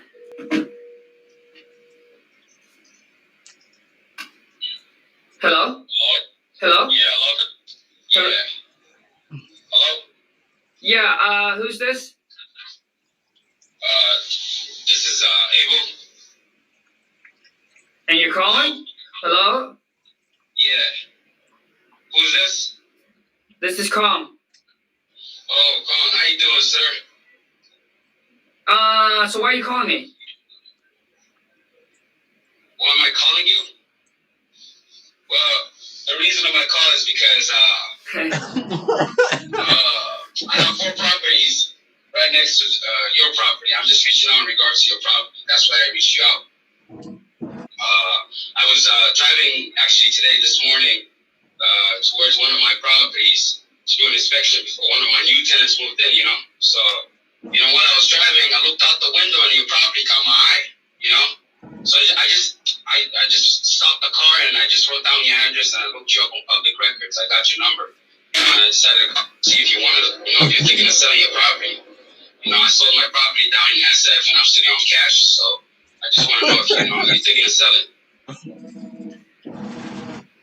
So what's your offer? To be honest with you, I want to give you the most you can for the property. I just don't know what the conditions are. If I may ask you, have you done any renovations to this property in the past 5 to 10 years? I mean, Have you seen the property? Yes, I've seen the property. I've seen the outside, but I don't know what's going on inside, and that's what I want to know. If you've done any renovations, fixed, if you fixed or changed anything, if the floor has been changed in the past 5 years, the walls, paint. What's the condition, if I may ask you? Well, the renter actually just moved out last week, and they pretty much just trashed the place. Is that right? Wow. Okay, so is this vacant? Currently right now it is vacant. It's vacant, okay. Well, that's not bad. I mean, usually with tenants being in there, it's a hassle for us. But I'm still interested, and you said it's vacant and it needs a lot of work. So if I may ask you, have you done any renovations to this property? Like 5-10 years, or any renovations recently? No, I have not. No? Okay. That's not a problem. And, we take properties as is all the time. I have 4 properties in your area, and I sold 1 in SF. So I'm sitting on cash. And, one thing, Kong, is I have 30 days to find another property, and if not, I'm going to have to pay taxes, So I'm looking to buy a property as is, and I'm sitting on cash. So, would you be considering something like that, 30 days or less, if we can move towards an agreement? I mean, yeah. Okay. How soon are you looking to sell? Because, I need to move in quick because I want to pay taxes, and I'm sitting on cash, so. Well, I mean, as soon as possible. As soon as possible, okay. Well, that's cool, man. I'm glad to hear that. Things happen for a reason. I'm glad I called you. Closed mouth don't get fed, they say. So, anyways, if I may ask you one more question, in regards to this property, is there any mortgages or liens I should know about? I mean, there's a small mortgage on it. Small mortgage, okay. So, have you done any, sale before? So you know how it goes, right? You go to escrow and they pull out the premium and they look. These are not pay actors. I wish. I would not pay them like this. That's why I asked, and if that's a small mortgage, that should not be a problem. They'll just contact the bank and try to get everything rolling, That's not a problem. Okay, perfect. If I may ask you, why are you looking to sell? It's a decent neighborhood. It's a decent neighborhood. I have 4 properties there. I mean, why are you looking to sell? Well, listen, I mean, I'm not looking to sell. You're the one who calls me and want to buy my property. Right. I understand. You see, one thing I'm neighborhood. The neighborhood is a nice neighborhood. The only reason I ask is because I have 4 properties there, and I love my properties. And you're basically telling me you're only selling this for the right price, right? Is that what you mean? Or is there any motivation behind this? Okay, bro. Dude, I cannot take this anymore. Dude, listen, bro. I cannot take this anymore, man, so I have to jump in. First of all, dude, do not use the word motivation. Dude, don't ever use the word motivation. Second, dude. Use the word motivation. Yeah, dude. Second, the question that you should have asked is, beside getting the right price. So, Kong, beside getting the right price, what might be another reason that you're looking to sell? Okay. Gotcha. Well, so we're gonna continue. Dude, I want to see how you're gonna pull this all together, man. So we're gonna continue. Well, the renter moved out of the property, and I really don't want to go in there and fix it up. If you guys. For you, right? Is that what it is, Kong? Okay, bro. One more, dude. So you gotta talk less, dude, and you guys gotta be patient over the phone. So talk less, listen, just let the seller talks, bro. So, It's ammo, because the more you listen, you're using it as ammo, correct? Yeah, dude. That's what it is, right? Correct, man. Okay. I got you. So, listen, the renter moved out, place is trash. I'd rather just sell it as is, and if you're willing to buy it as is and can come in and give me a good cash offer on it, then it's yours. Right. Okay. Well, how about this, Con? Do you have a price in mind? I want to make you an intelligent number. I just want to know if you have a price in mind. The property needs work. right? And so. Okay, bro, dude, bro. Your question, dude, it needs to be more simple, and it just needs to be straight to point. So if you want to ask the price, just ask the price, dude. But don't try to go on and try to justify why you asking for a price. Right. So, dude. So you just asked me. So, Colin, do you have a price in mind? Just stop there, bro. Just stop. Right. I mean, you know, honestly, I don't.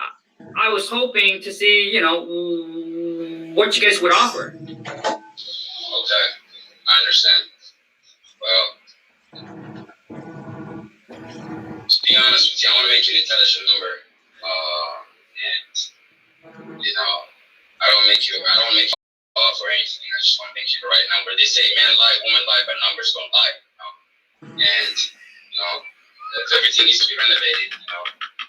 I like that. Woman lie, but numbers don't lie. Come on, man. Shit. House, I'm gonna have to fix it up to standard, 2021 standard. You know, each square footage you gotta change. So if that's the case, looking at each 50,000, 60,000 worth of repairs here. So you know, my offer gotta be somewhere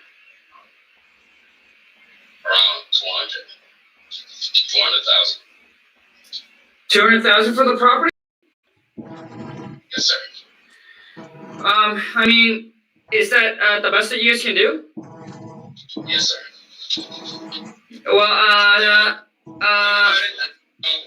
this is my number, Mr. Khan. I can also send you my escrow company's information. We buy 4 to 9 properties a month. So, you know, I know my numbers here. And so, they say man lie, woman lie, numbers don't lie. Either or, you know. Your number here. Let me know if you I can't take that. You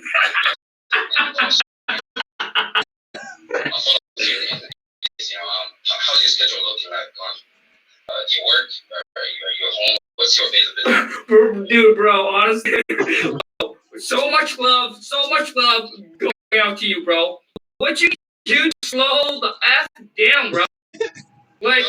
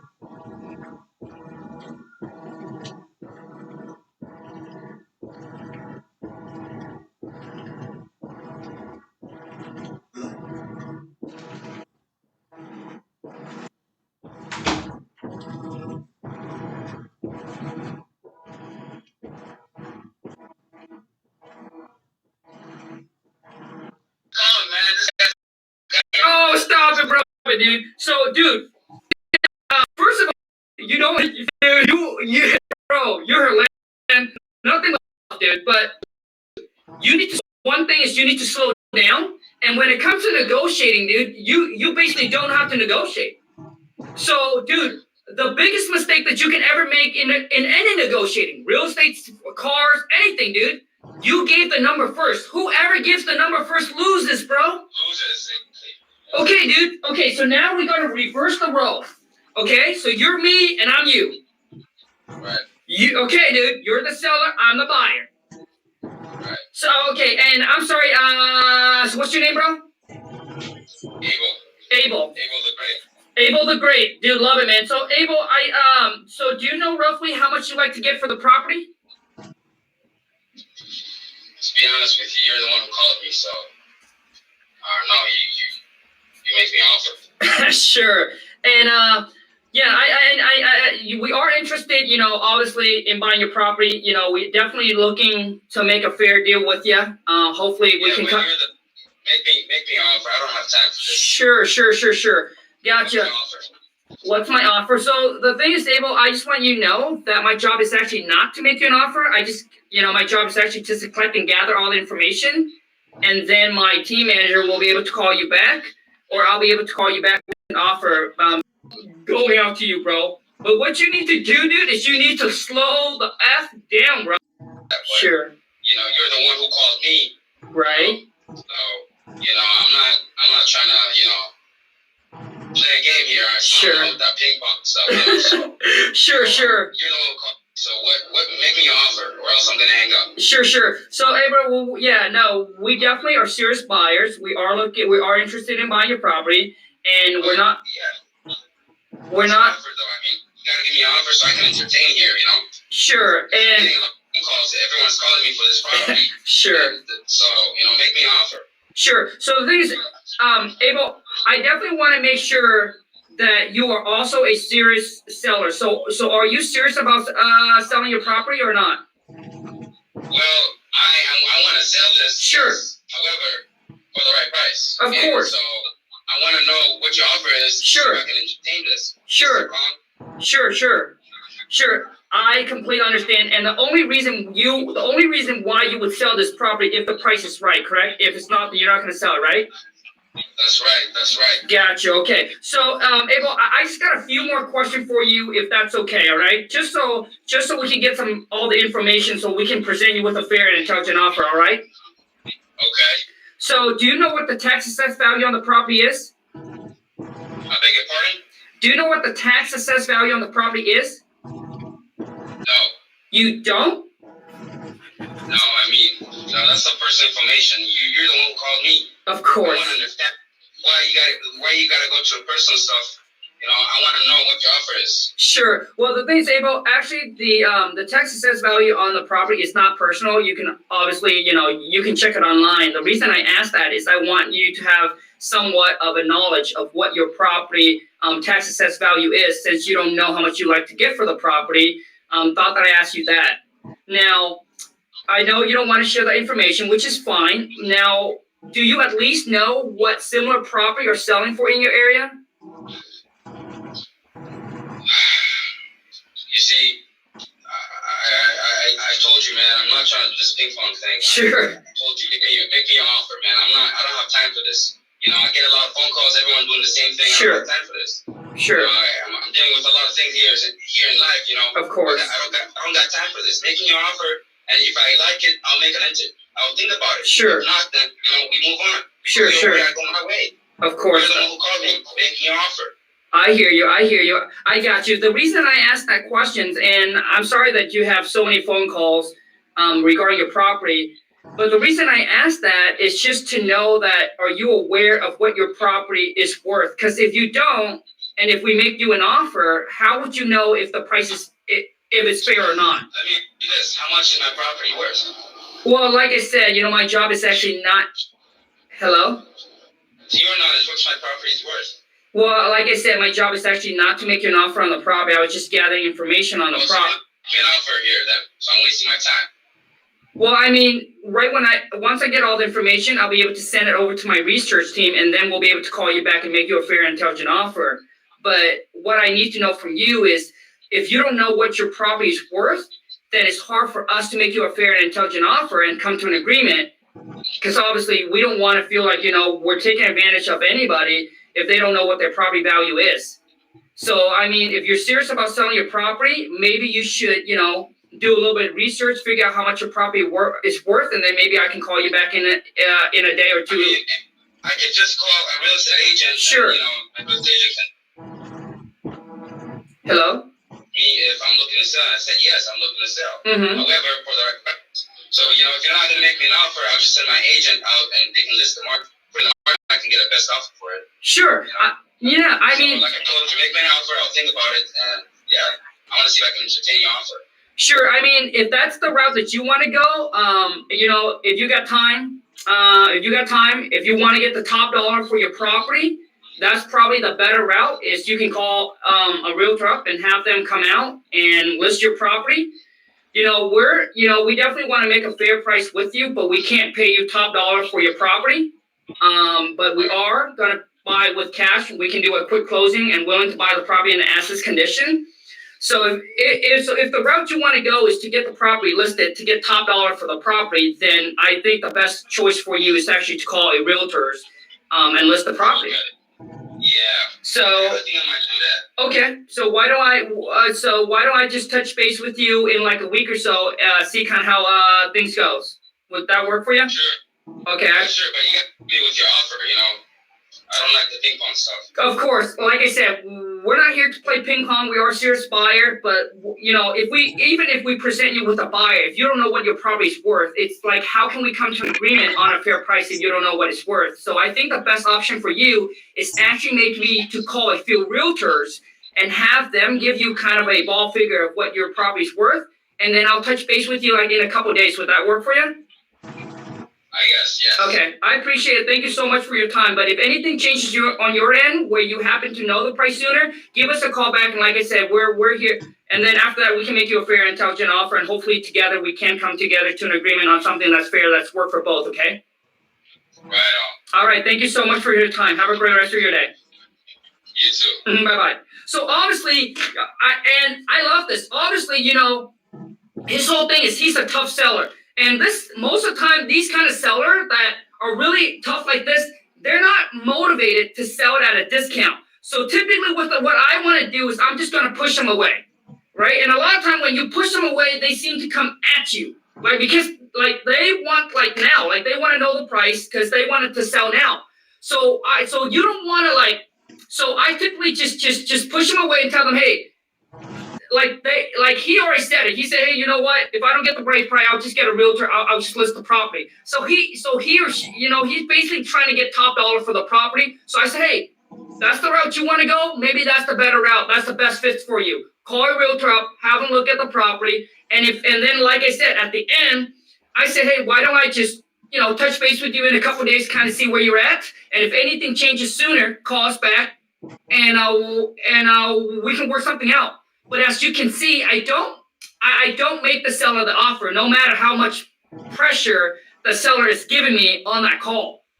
Because, dude, I've been through too many of these calls. If they are motivated, if they're willing to work with you, right, which is they got to be motivated, they would not sound like this. Seller that sounds like this are typically not willing to sell to you at a discount. Even if they do, they're not willing to sell it at a low enough discount.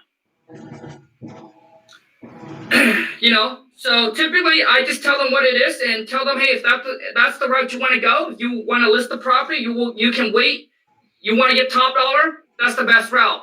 But we can give you cash, we can close quick on it, but we won't be able to pay you, top dollar for the property.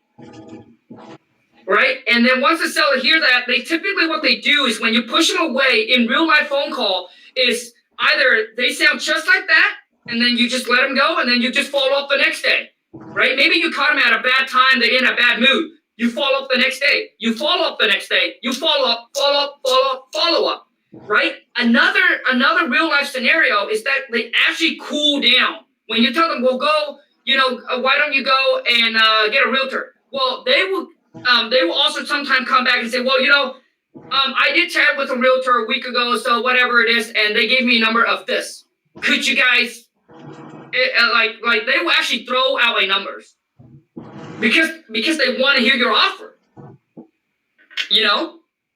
So anyways, everyone that's watching, please do me a favor, help your boy King Kong out. If you're watching this live, if you enjoy this, exit out of the live chat and boom, smash that thumbs up for me. Really help out with the YouTube algorithm. But you always got to understand, you got to be in control of that phone. Don't let the seller push you around. Don't let them bully you. If they are motivated, they're going to work with you. If they're not, they're going to sound exactly like this. So this is a perfect example. So good. And are you going to run into a lot of seller like that? The answer is yes, you will. Especially in today's market. And it's all about next follow-up, next follow-up. So just move on, shake that off, and just follow up. Keep them in your follow-up system. Like I said, you could have caught him in a bad day, and it happens to us multiple times. My VAs talked to a seller, he was upset.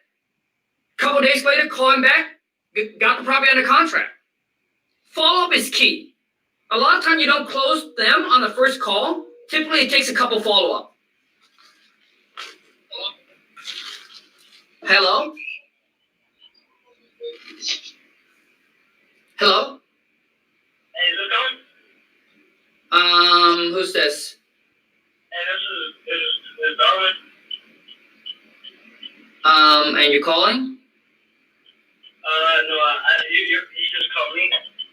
Oh, dude, come on, man. Shit, bro, this is a role play, dude. Yo, hold on, wait. Okay, dude, I'm gonna hang up.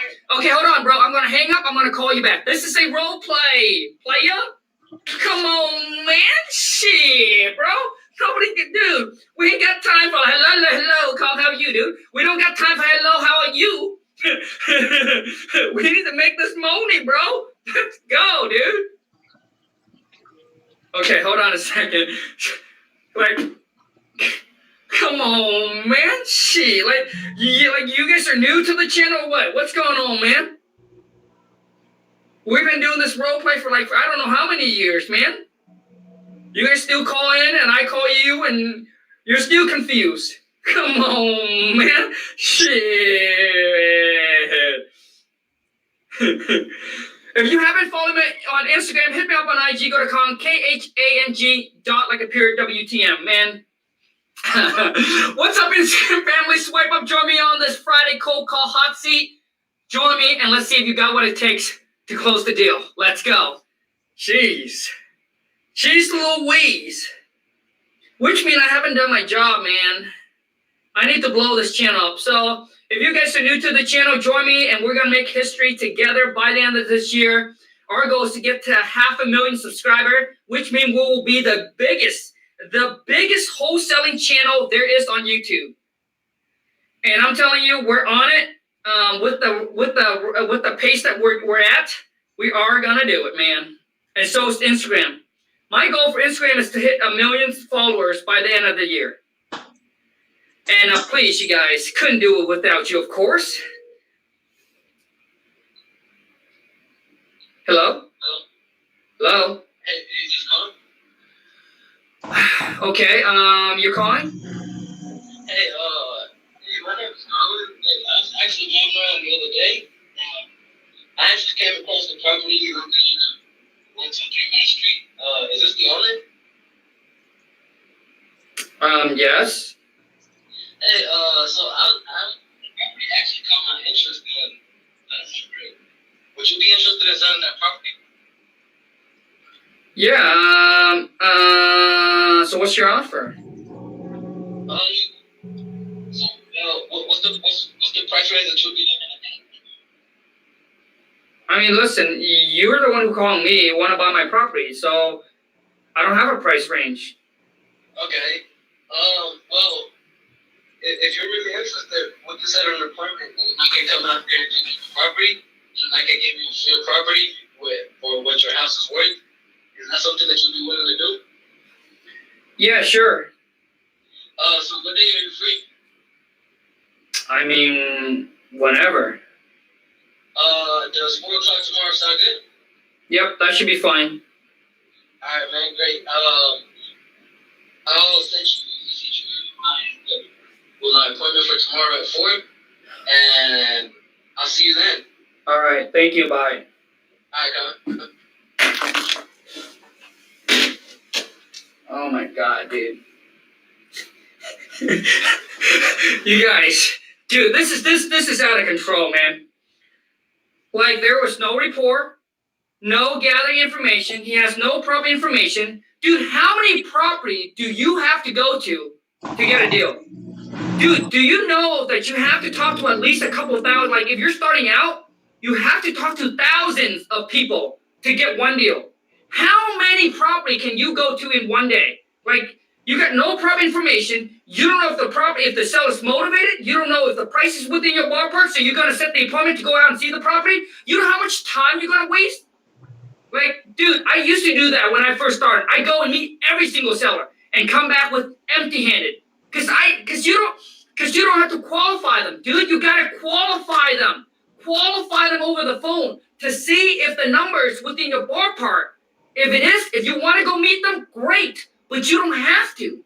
You can actually lock these property under contract all over the phone. See, wholesaling is one thing.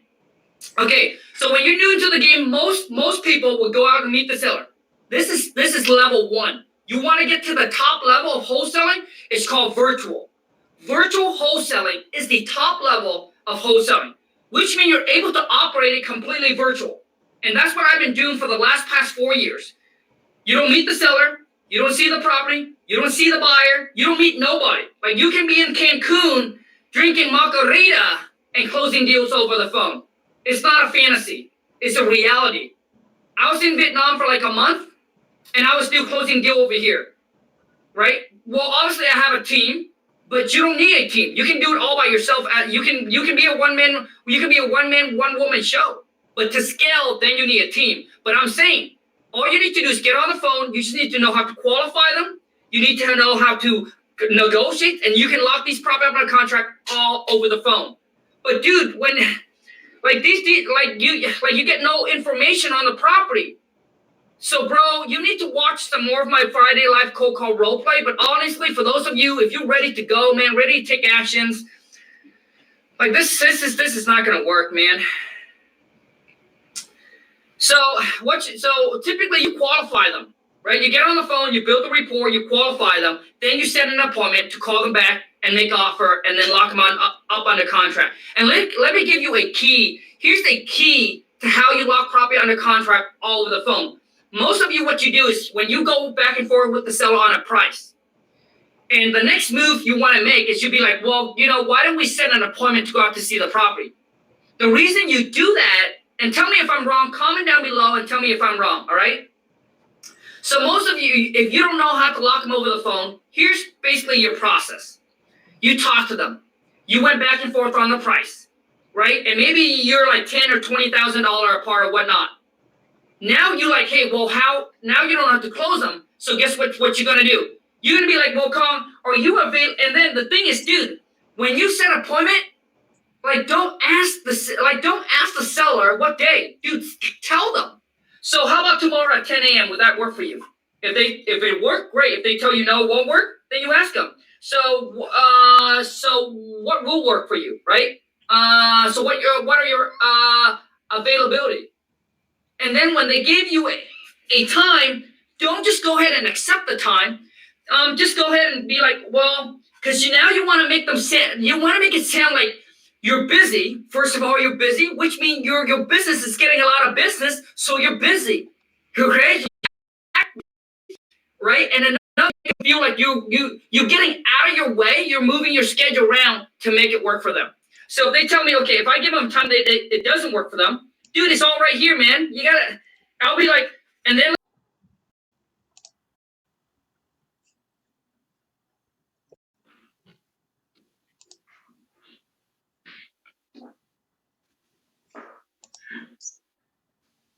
Mina, are you calling? Me? Not this second. I was kind of like looking at the company that they're renting from me. Bro, your boy Mina's a hustler, man. You're trying to hustle an insurance company. Yeah, because right now it's 7,000, and then the tenant's responsible for maintenance and also responsible for utilities. So I basically was trying to figure out a way to kind of like, I'll keep the utilities under my name and basically up to, and I have them pay me. So I spoke to them, right? The insurance. I'm like, hey, you guys I have the utilities. It's gonna cost between $350 to $400, which realistically would cost $350, but And what did they say? Utilities could go up and down. So I told them, hey, can we just like, they said usually it's on the tenant, usually it's on the tenant, blah, blah, blah, but sometimes we pay for it. I'm like, listen. And then she kind of said, oh, we'll just add it to the rent. And then I'm like, well, like what? It's like between 350 to 400. Like what if it's, what do you call it? All over, you're gonna pay for it every single time. You're like, yeah, you can do that. I'm like, honestly, I don't want to do that. Can we just add it to the lease, right? And I'm like, if we could make it 7,450, let me know if it works, and I'll just make it simple like that. I'll ask you for anything else. Okay. Killing them, and hopefully they agree and call it a day. Yeah, I think they will agree. They already paid 7,000. Yeah, my house is not mentioning anything either, man. Shit. But we'll see. We will see for sure. All right, cool. I'll let you hear. Yeah, I'm kind of reading the reviews. Yeah, make the call. I'm just reading the reviews and stuff online. The Credit Business Bureau, it's 5 out of 5. It's one customer that did it, and there's no complaints on them. So it's been there for 18 years. So it looks like it's a good company to work with, and I shouldn't have any problems. Which company? It's called Assured Relocation. Insurance company? Location? Assured Relocation, yeah, and they work nationwide. So you could possibly reach out to them and ask them if they have any claims in your area. If you have a house that you're part of, and if you could get somebody like a really good lease, hey, why not? They'll give you a part of the cut. Got it. But I don't have a house. So you're asking the wrong questions. No, what I'm saying is if you could, if like, for like a whole bunch of houses and he has like a house that's literally about to go for rent, you could call them and tell them, hey, I have this property, whatever, could make a deal, that would be great. I don't know, maybe. But I don't think that's an everyday thing. It looks like it's a one-time. No, I just got super lucky, man. Yeah. All right, Mina, I'm gonna leave you. I'll go to Daniela. She's on the main section. We're gonna be making calls. That's cool, man. Do your thing.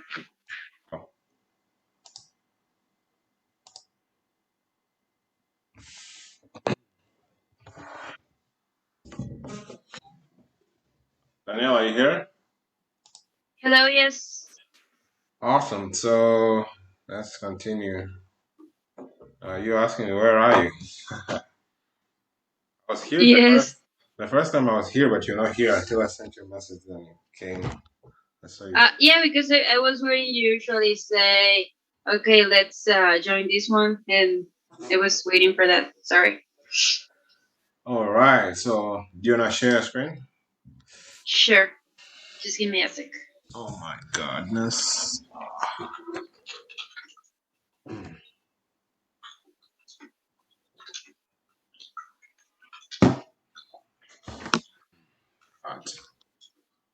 All right. I want us to call the cities that are not actually famous.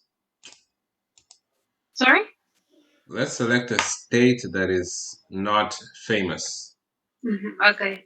We're selecting a lot. So